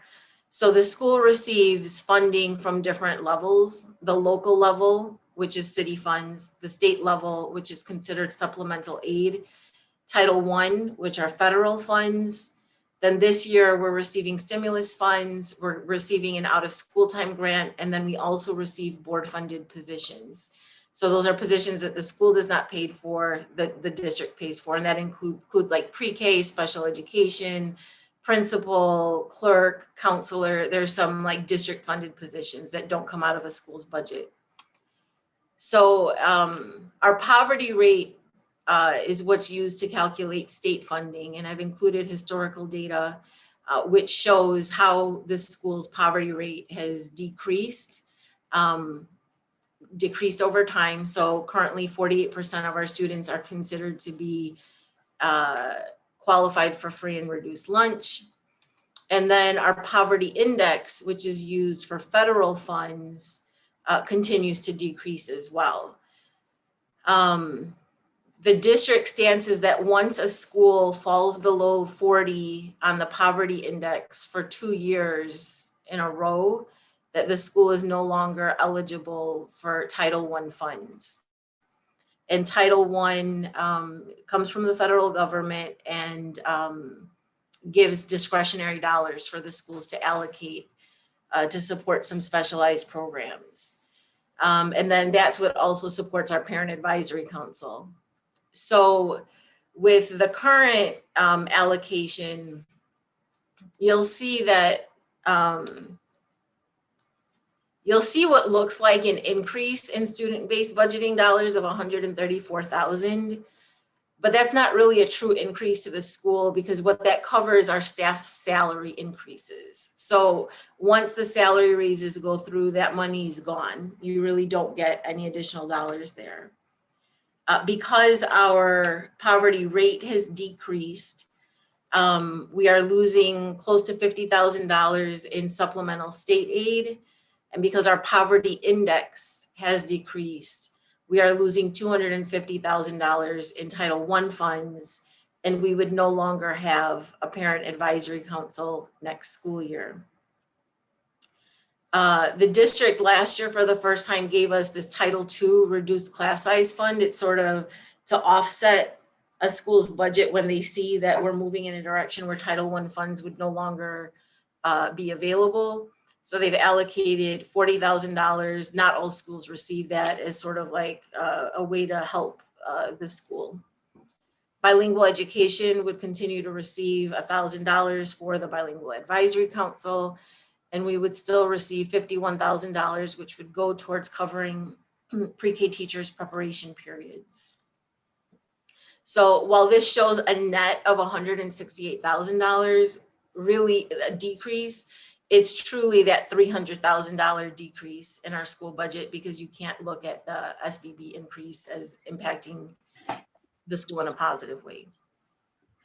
How close to final are these numbers? I mean, this is what I've been allocated. This is what I put together. And this is despite, I mean, we're hearing additional cash being provided to the district as part of the CARES Act. or share that. other, not the CARES Act, Correct. So, other funding? so outside of that, we are receiving $132,000 from the stimulus money. That money will not load to our budget until July. And I would have to work with the school community to develop a plan for those funds. And ideally that would happen during budgeting. So there's some flexibility in knowing that that money will come, just not until July. And then we are also receiving $82,000 in out of school time money, which would go towards summer programming and after school programming from July 2021 to June 2022. So that would help, you know, with after school and summer programming with some of the learning loss that we're anticipating to see. So we're short 150. I mean, it's still more than that because we would not have allocated $82,000 for this programming. We don't have access to that 132 now. So yeah. Is the larger implication also that these numbers are going to continue to likely increase in terms of the poverty rate going down, but the one-time stimulus money obviously is not going to be here next year. So yeah, we don't know how long that's going to stick around for. Is it next year? Is it just this year? We don't know. Yep. So what I've been doing is trying to look at our current program and put together like what could be possible ways that the school looks next year. Like what are like absolutely essential positions that we must have? And then what are the positions that we may have some flexibility with that are not classroom-based positions, and surveying the school community, surveying the school staff. So what are the impacts that we would have on programming? What are the types of positions that we may not have next school year? I will share this information with the staff on Monday, and then put out a survey to gather input. We've put extra money into the arts. We've put extra money into intervention. We've put extra money into English language learner supports. We've talked about possibly adding in a second counselor. Like, what do we do? And what has to go? So having that information is going to be important in determining what our position structure looks like. I will then meet with the PPLC, make a recommendation to the LSC. We've already scheduled a budget meeting, so thank you for that. But right now it's just trying to really like think about what are like the positions that we find essential. I mean, honestly, they're all essential. But given the situation that we have been handed, there are difficult decisions that need to be made. So those are hard numbers, and those are difficult times to be having difficult times. That's correct. What as a community, I know that the community has been showing up historically. What can we do? I mean, so the district has said that they've grounded their formula in equity, and that they're looking out for school communities that are in higher need and allocating additional dollars to those school communities.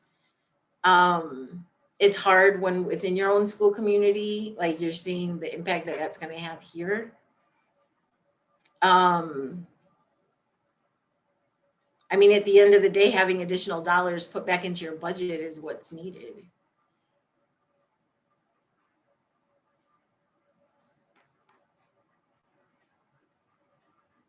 Miss Amy, I'm thinking, it's kind of a hard question because our poverty rate is going down, right? So, and we see, I'm just wondering if there's an opportunity, or I don't know how to, if it makes sense or if it's appropriate, we are sort of, a well-resourced community. And I'm wondering if there are opportunities for us to connect with our aldermen, to try and find some way to, this it's such a huge drop off in funding. And it's really going to negatively impact things. I'm worried about that. So is there an opportunity or a path forward, maybe, connecting with our alderman and seeing if there are opportunities to, I don't know, if he has recommendations. So I know, just based off of, sort of prior experience in this work, I need to be able to paint the picture as to how our school would be affected. And so I think I can't do that until I know what the school is prioritizing, and then saying, these are things that we are now faced with losing. Is there a way that we can appeal for additional dollars? So I think an appeal is appropriate. I think trying to advocate for additional dollars is appropriate. But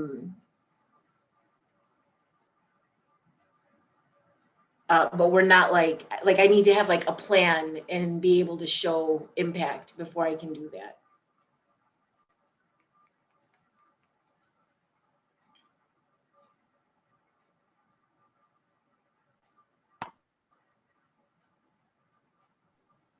Any other questions from the council for Ms. Samey?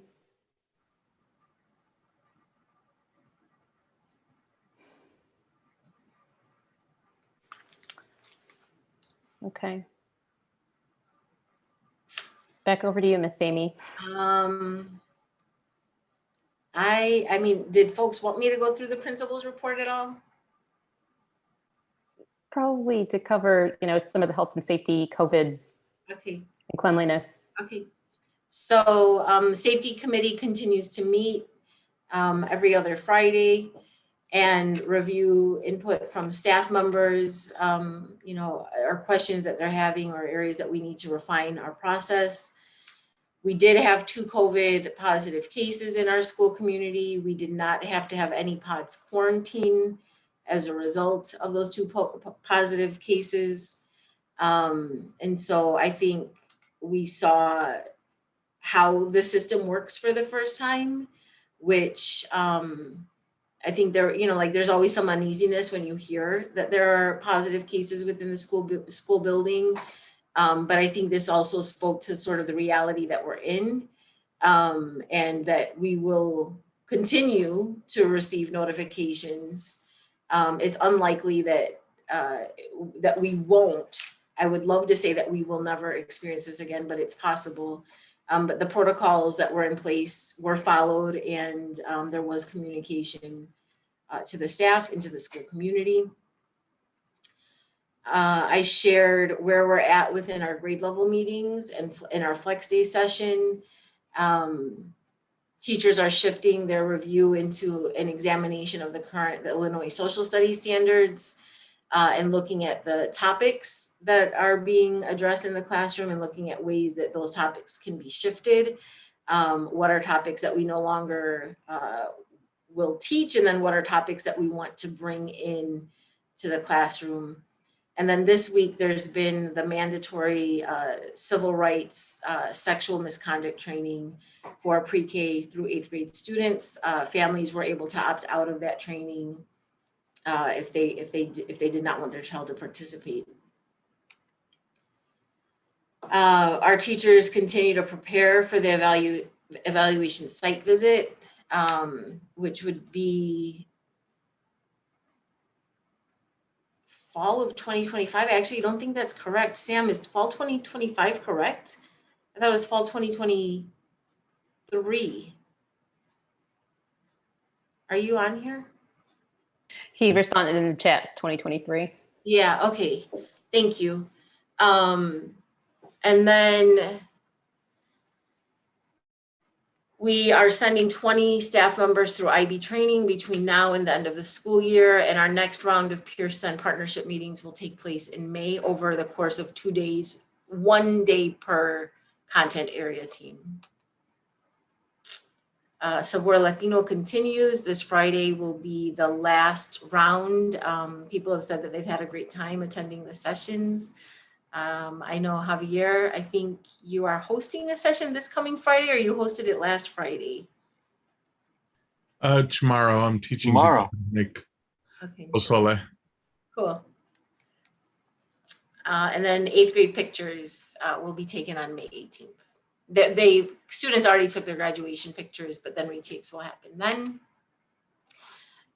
In addition to the 82,000 that we received for out of school time funds, we are also offering an early childhood summer program that's funded by the district for incoming pre-K students, an early childhood summer program offered for incoming kindergarten students, an EL summer program, and then we will design our out of school time program for summer and for school year. Our attendance took another dip from March to April, but the attendance task force team continues to monitor and track individual students, and what they've seen is actually an increase of some of their priority list students now that those students are able to attend in-person learning. The district's on-track data for week 30 was not populating yet, so I'm not able to share where we were at last school year at week 30 compared to this year at week 30, but I will get that once it does populate. There's no new information from Mr. Jackson on the discipline data over the last month. There haven't been any additional student issues that have resulted in SEC violations. I know one of the things that's been on people's minds is a possibility of a second counselor position. This doesn't show sort of the data which would speak to a second counselor, but it shows some of the data in regards to our behavioral health team. So there were 31 new student referrals from September to April. That adds to our current behavioral health team list of a total of 96 students. And then our school counselor is working with 41 of the 96 students that are currently on the BHT. And then from September to April, 39 students received individual counseling or check-in meetings with the school counselor. And then 16 different small groups were provided from September to April. So when we say the school counselor is working with 41 of 96 kids, Mm-hmm. or students, what about the other 55? So those students are either doing like a check in, check out with another staff member, with their classroom teacher, are receiving outside counseling, are students that are just sort of being monitored, but are not receiving a direct service. Each student there's like an individual profile, an area of need that's been identified on ways that we need to support that child. And then 58% of the students that are on the BHT list are students that are in middle school from 5th through 8th grades. I've been able to meet with Dr. Sweeney as a thought partner in our work with equity. He's the chief equity officer for the district, and I will continue to meet with him and thinking about ways that I can develop myself as a leader, but then ways that I can provide supports for our staff. And then I will be participating in the next round of IB training, moving into a different module, well-being and student leadership, taking a closer look at student voice within the school community.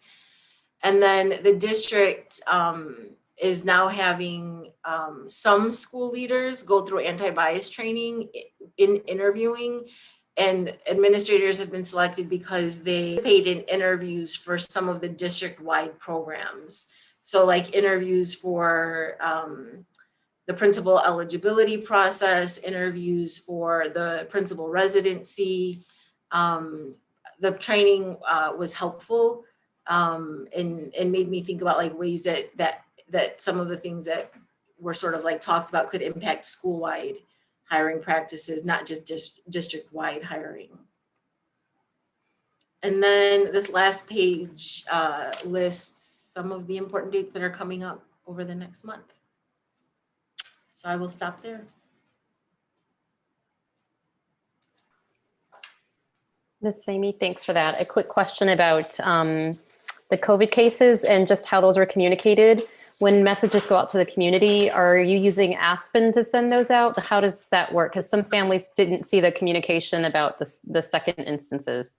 They do go out through Aspen. I wonder, I think it was that Thursday that second communication went out. And I know that there were issues with the health screener that day. So I'm wondering if there was some issue with like the email lists as well. But the communications do go out via Aspen.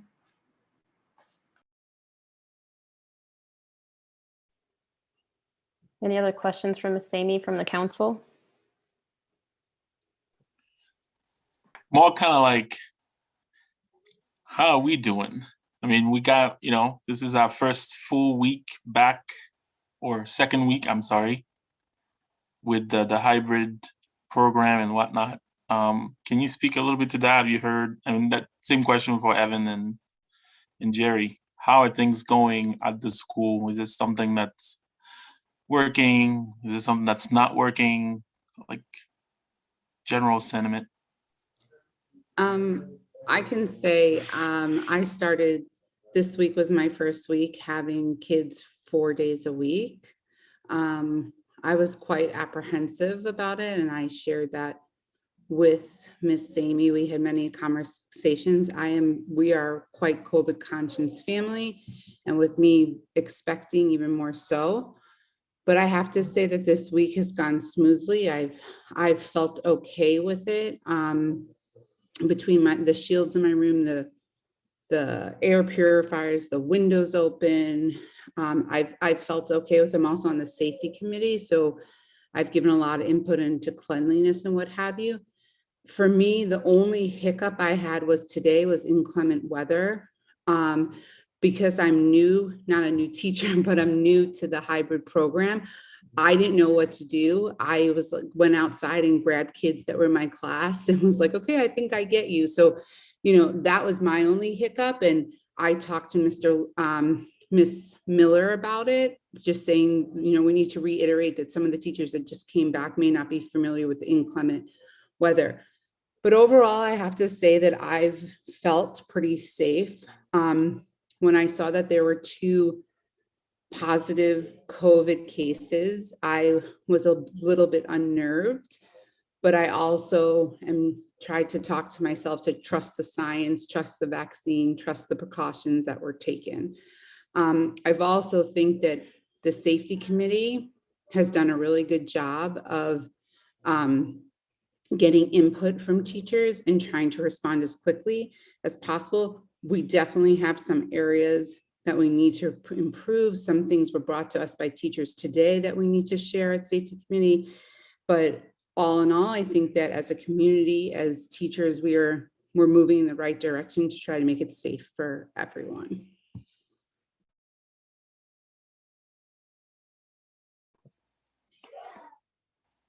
Thank you. Any other questions for Ms. Amy? Okay, we're moving into public participation. It looks like Sean is up and then Megan after.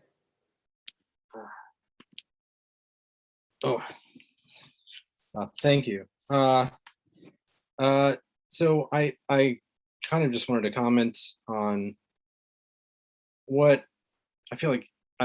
We've moved on now in the meeting, but I do feel like there was a whole conversation here so I was listening. One of the things that that you said, Jerry, was that you think teachers needed a safe space to talk about this program, and I mean it does sound that way because it seems like all of the teachers who had any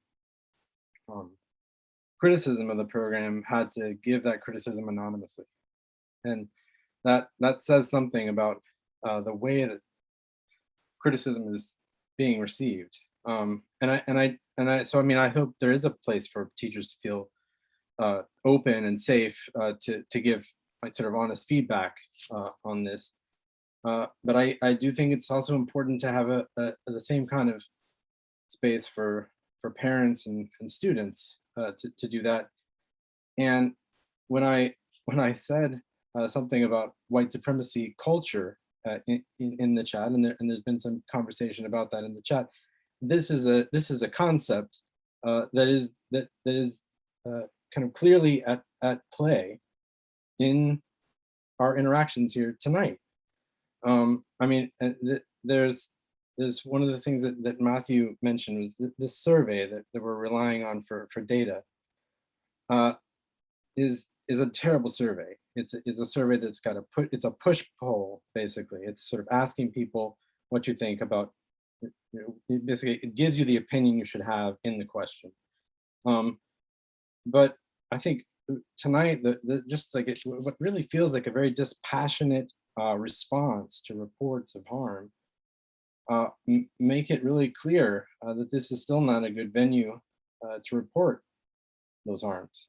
And I think this is where you kind of see white supremacy culture in action, where you kind of smugly, or where there's a sense, not necessarily that there's any one person who's done it, but that there's a sort of culture where it's easy to have a situation where you can dismiss that harm and just kind of brush it aside and say, to fail to honestly be curious about those harms, the reports of those harms, to be just sort of like, what is going on here? Maybe I haven't heard this. Why is this just coming up now? Failing to honestly reflect on why those reports of harm might not have gotten to this body, to the principal, maybe evidently to the teachers. And then saying, after we hear these reports of harm, well, we just kind of need to study this a little more to see if those black and brown lives matter. We just got to just do some research. And I think that's one of the ways that we see these things showing up, is saying, well, we need to just have some data. So I think, to be really clear, if we don't want to be a white supremacist institution, we have to be actively anti-racist. We have to be actively pushing against any harm being done, and to be open to hearing feedback about harm. And I'm glad to hear that there is a consultant coming in to talk about that, because it does seem to be kind of ingrained in just the mode of this conversation about this external vendor delivering a curriculum. So, Mr. Andrews, I would like to just correct something. The letters that were against ACE, some of them were anonymous and some of them were not, just so we're aware of that. And the second thing I'd like to reiterate, I've said this many of times, and Mr. Trad had to step off, but Mr. Trad and I's idea is not to have the PPLC meet to decide if there has been harm. We have heard that there is harm. The idea of us meeting is to see how we as teachers repair that harm and move forward, and given that space to talk. So I just want to keep reiterating that is our intent. It is not to discredit anyone. It is not to admit that there hasn't been harm. It is a place for us to decide how we repair that harm and how we move forward. All right, well, look forward to hearing that.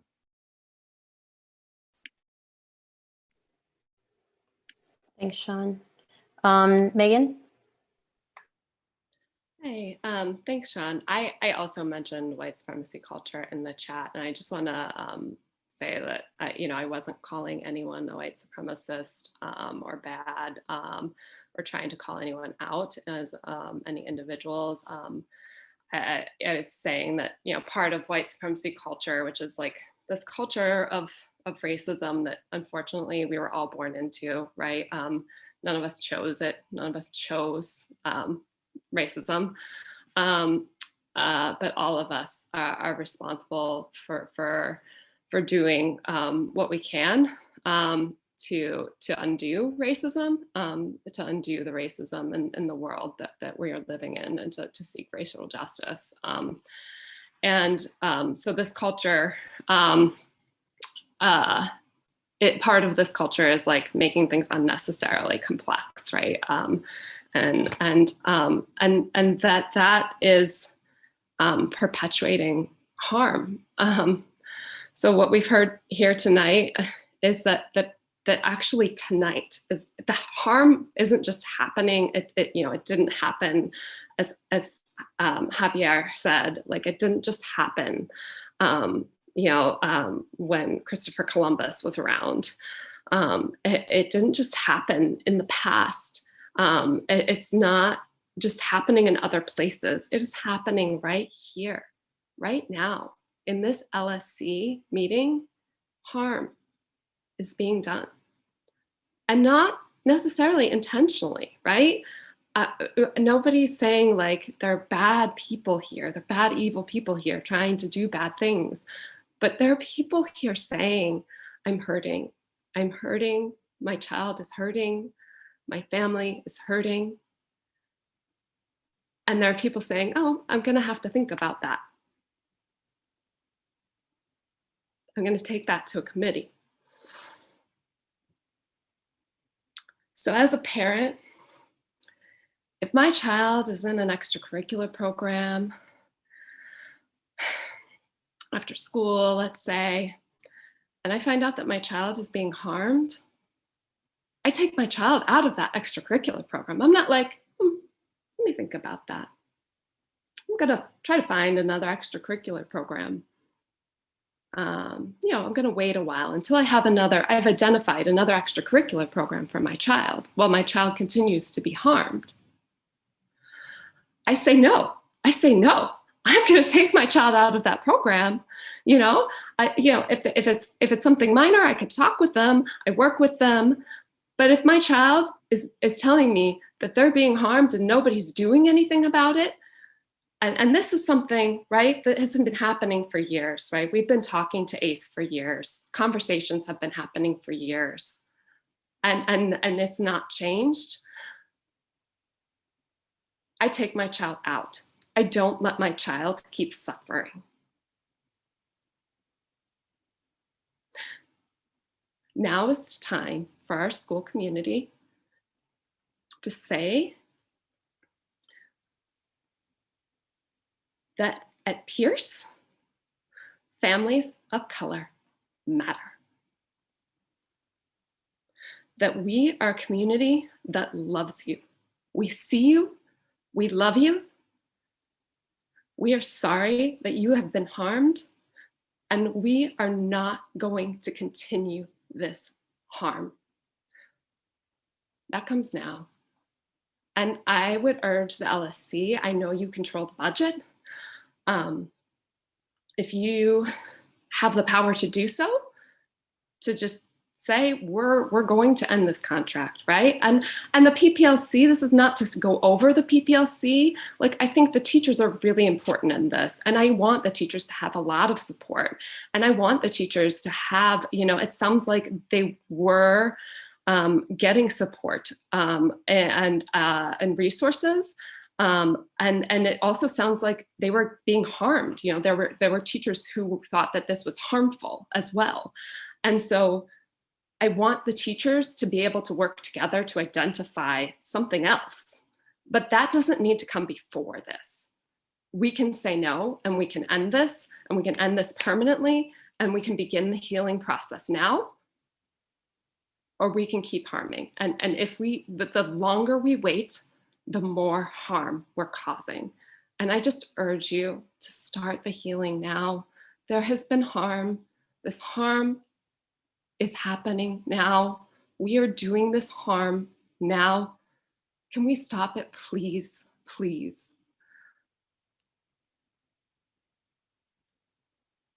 Thank you. Thank you, Megan. Next is Emily. Hi, it's actually Emily's husband, Jason DeSanto. Hi, everybody. Thanks for letting me have an opportunity to say a few things in a really important discussion and what has been, for me anyway, a really impactful discussion.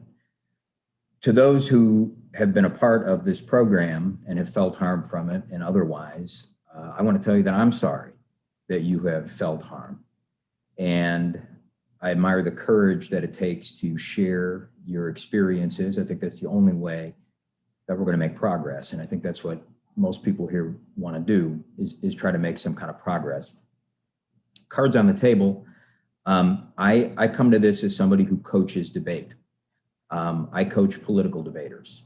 I coach Democratic debaters for Senate and House races across the country. And one of the reasons that I do that and was drawn to that work is because I have a belief, I share a belief with many of the people I work with of all ethnicities that I help for those encounters. It may be a naive faith that it's a crucial part of democracy and citizenship in the broader sense. And that's what debate can do. Now, that doesn't mean that it's the right thing for fifth graders in the way that it's sometimes not the right thing for people that are running for office. It doesn't always get us closer to truth or to better understandings, but the fundamental hope is that it does. But I only come to this issue partially based on that background. I come to it in a much larger sense as a parent, but also as an educator.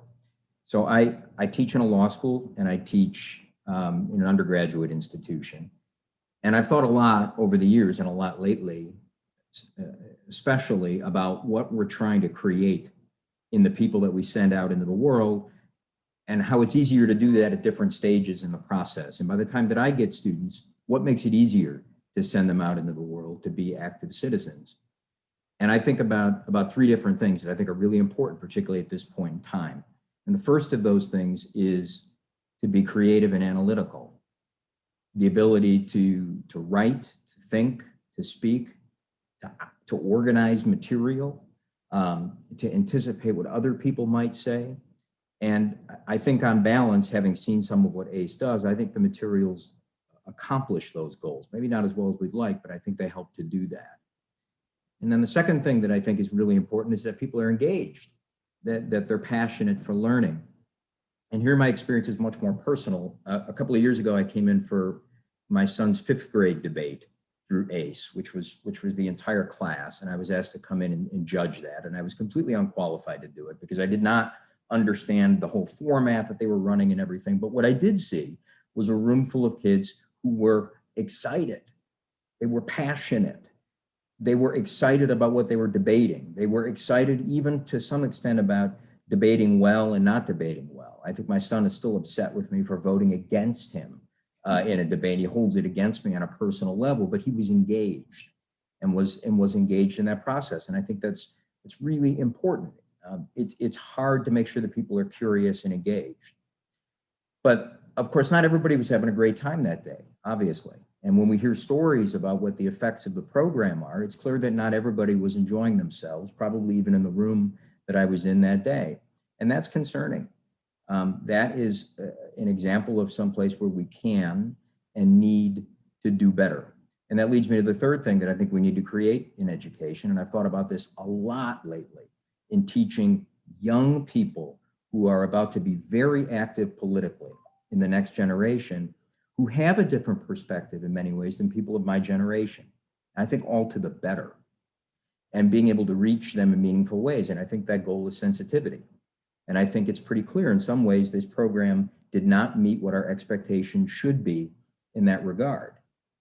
Now, I don't have any definite answers on what we do about that, but I do think we're united in saying that we need to make progress. And if we ask every single person on this call, I think everybody at some level would agree to some extent with every goal that I've outlined of the kind of students we want to produce. So I'm merely going to suggest this as I leave, and it's to think about this example that we've been talking about all night, which is the example of Christopher Columbus. Christopher Columbus was a colonizer, was a person who devastated entire populations of people, and who in many ways symbolizes what was wrong about centuries of conduct. That's what we understand today. When I was in school, that is not what we understood. He was a hero. He was held up as a hero. And as an Italian American, imagine learning that Christopher Columbus, the great Italian American icon, wasn't all that. It turns out he wasn't. It took us too long to learn that, but we learned it. And what I want to suggest to anyone who has a say in this matter is to remember how it is that we learned that that was really true. We learned it because we had people who were willing to question assumptions, who were willing to research, who were willing to write, who were willing to argue, discuss, and advocate, and knew how to do it. And that's how we reach different social and societal understandings.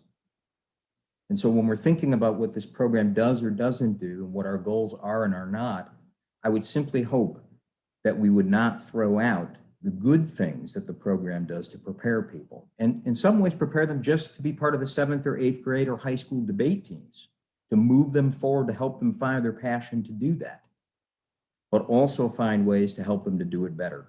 And so I guess what I really would say in leaving is, I would be much more comfortable thinking about a way to repair this, not to replace it, and to not be simply assuming that there's another organization that can do it well.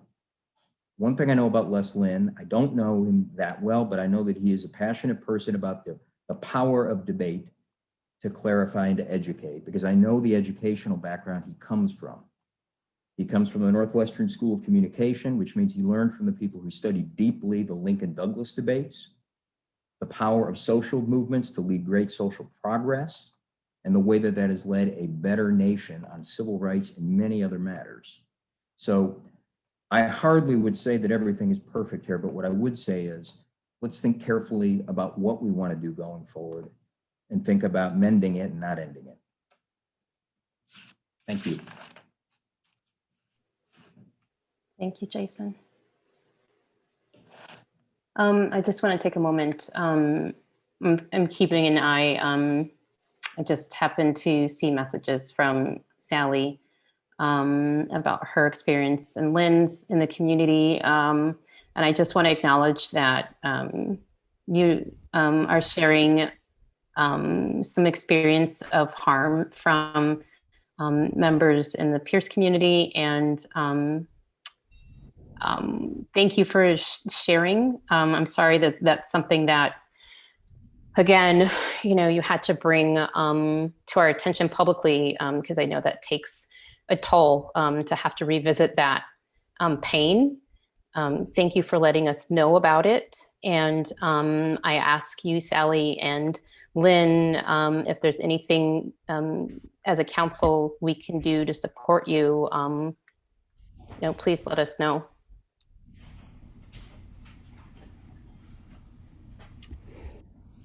Next for public participation is Robin, and then John.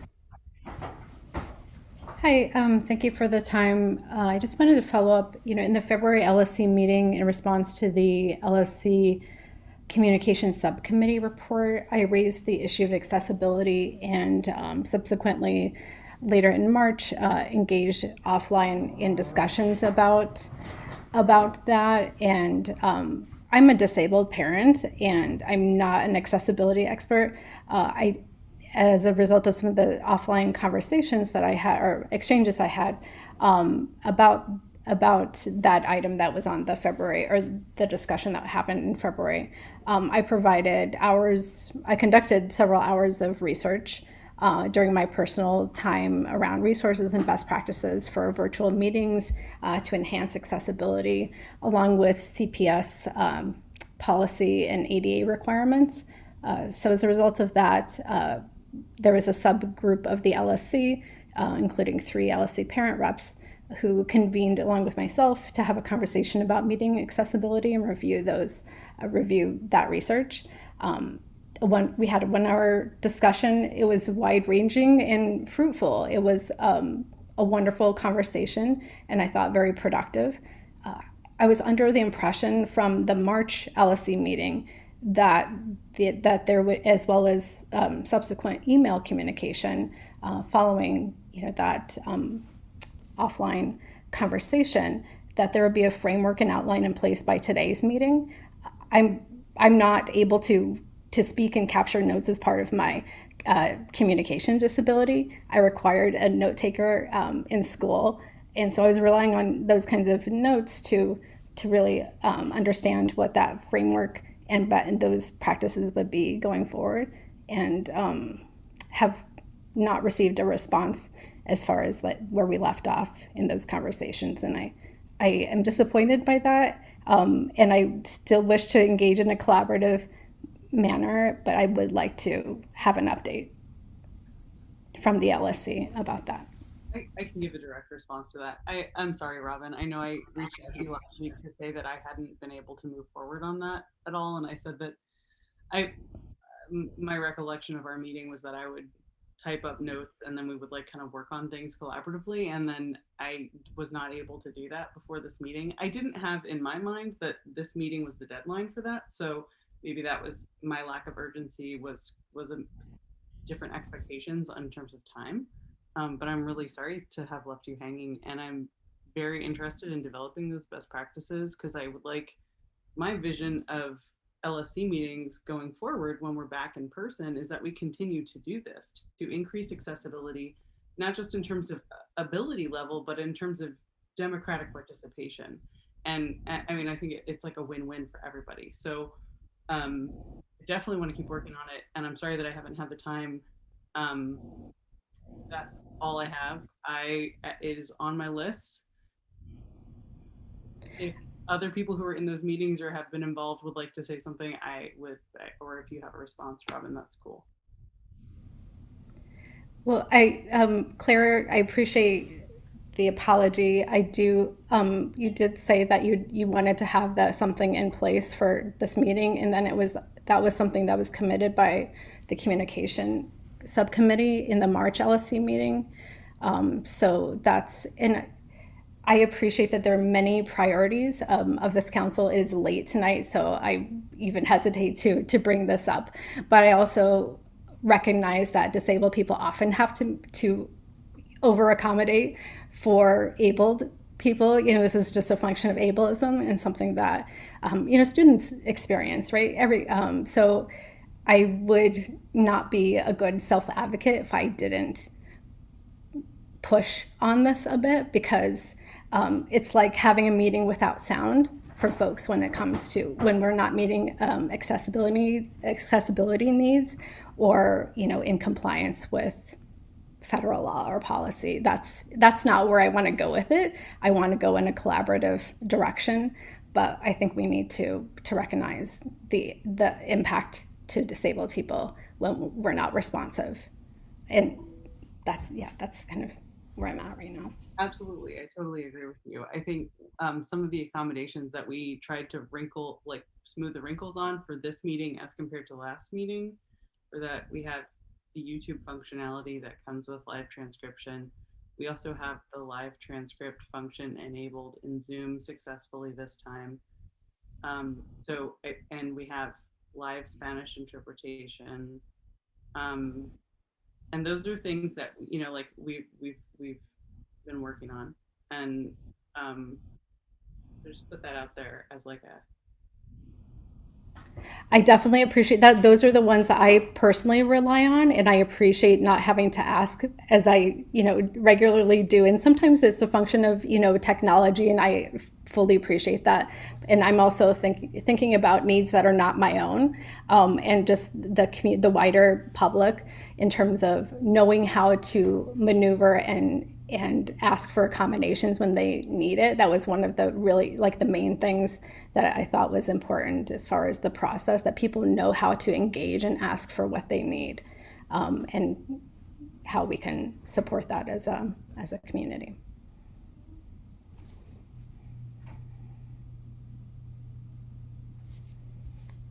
So is there a commitment to have that on the next, by the next LSC meeting, as far as a framework?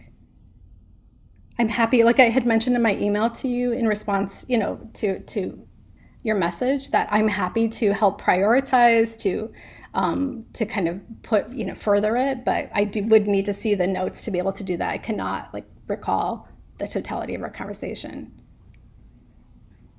Yeah, I will work on getting that to you by next Wednesday. That's the deadline I will give myself. I appreciate that. Thank you.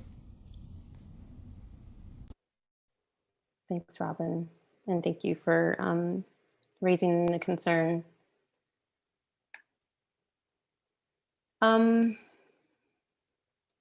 okay, prefer to comment and chat. If bylaws have been revised, have the updated bylaws been shared or posted publicly? We have not voted on those yet, John.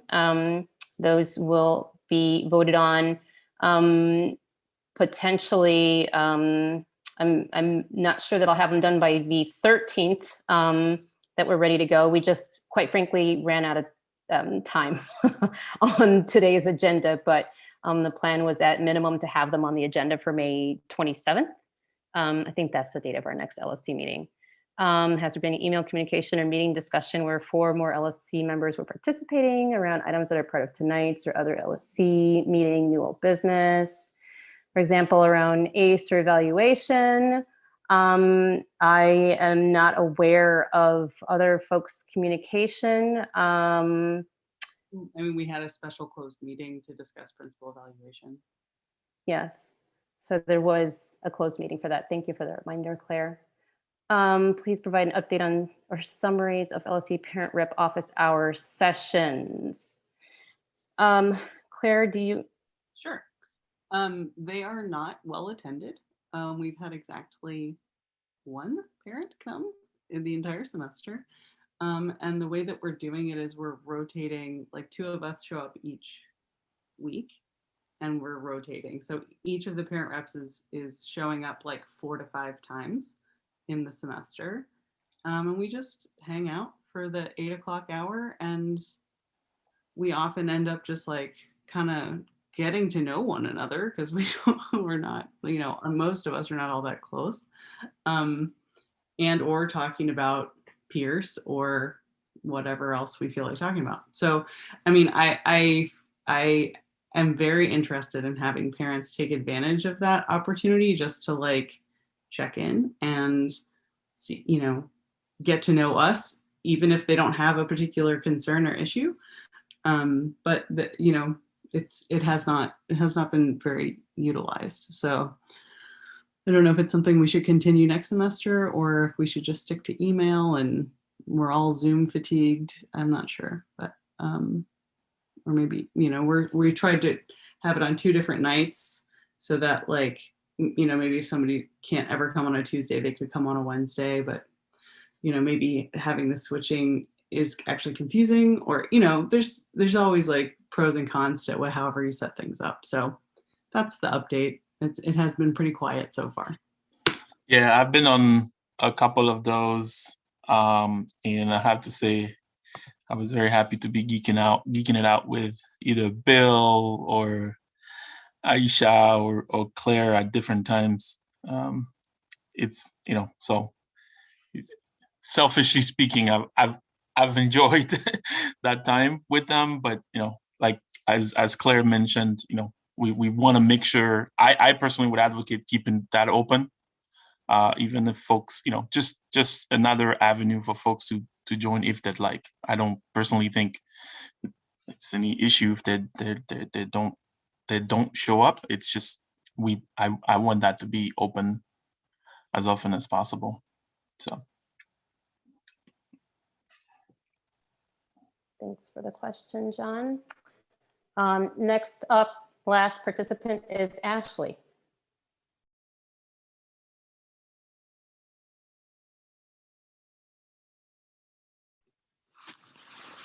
Hi. So there's this this narrative that I've heard tonight centered around either or thinking involving ACE, and kind of this idea that I just wanted to address because I know it's not my perspective, and it's not the perspective of the parents that I've spoken to around this vendor. It seems like there's this misconception that it's like either we have ACE as a vendor or our kids don't learn how to think critically in school. Either we have ACE or there's no debate program. And that's not what we're asking. We've clearly stated that we want our kids to learn to think critically. We welcome tough conversations and tough topics, but we don't think this is the right vendor for the school.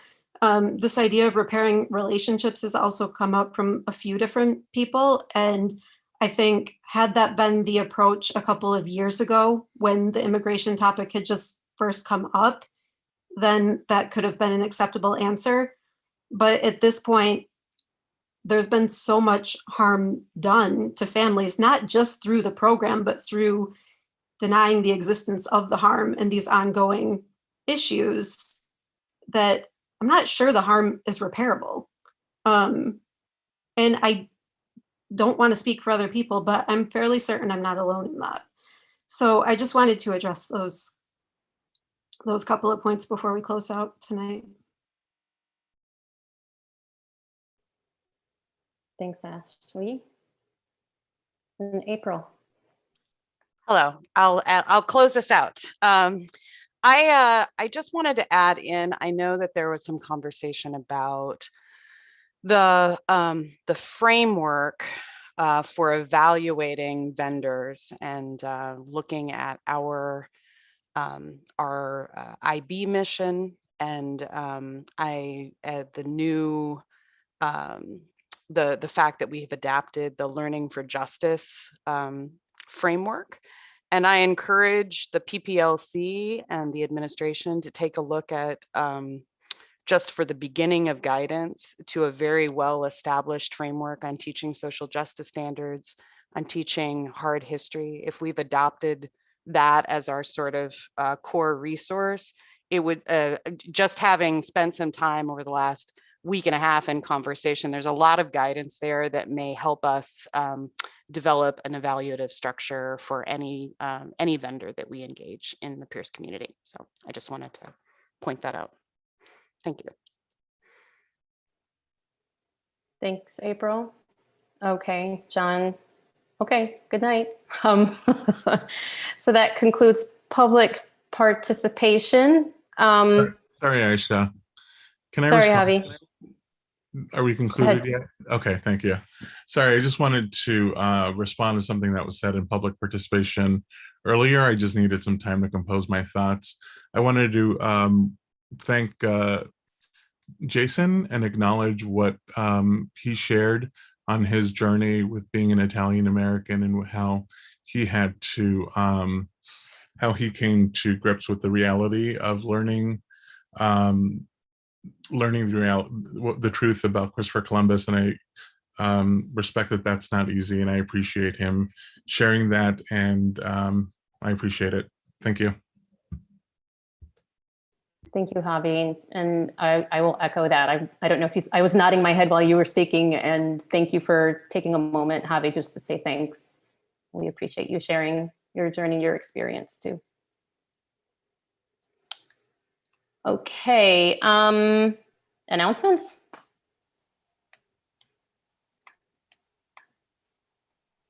Okay, is there a motion to adjourn? I move to adjourn. Hold on, we've got Peirce Solidarity Fund. That's Miss Amy's usually does that. I don't know if Miss Amy is still with us. I'm here. Yes, sorry. I've been at the school since 7 a.m. Sorry. Peirce Solidarity Fund continues. Mr. Lerner provides an update to me regularly. I include that in the weekly school communication. Thanks, Miss Amy. Sorry. We had a motion to adjourn. That was Claire. Was there a second? A second. Elisa seconds. Any discussion? All in favor? Any opposed? Any abstentions? Meeting is adjourned at 10:06 p.m. Thanks everyone for hanging out with us all this time. And a big thanks to Letty and Mr. Lee and April. for being meeting managers, for the tech support. Thanks, everybody.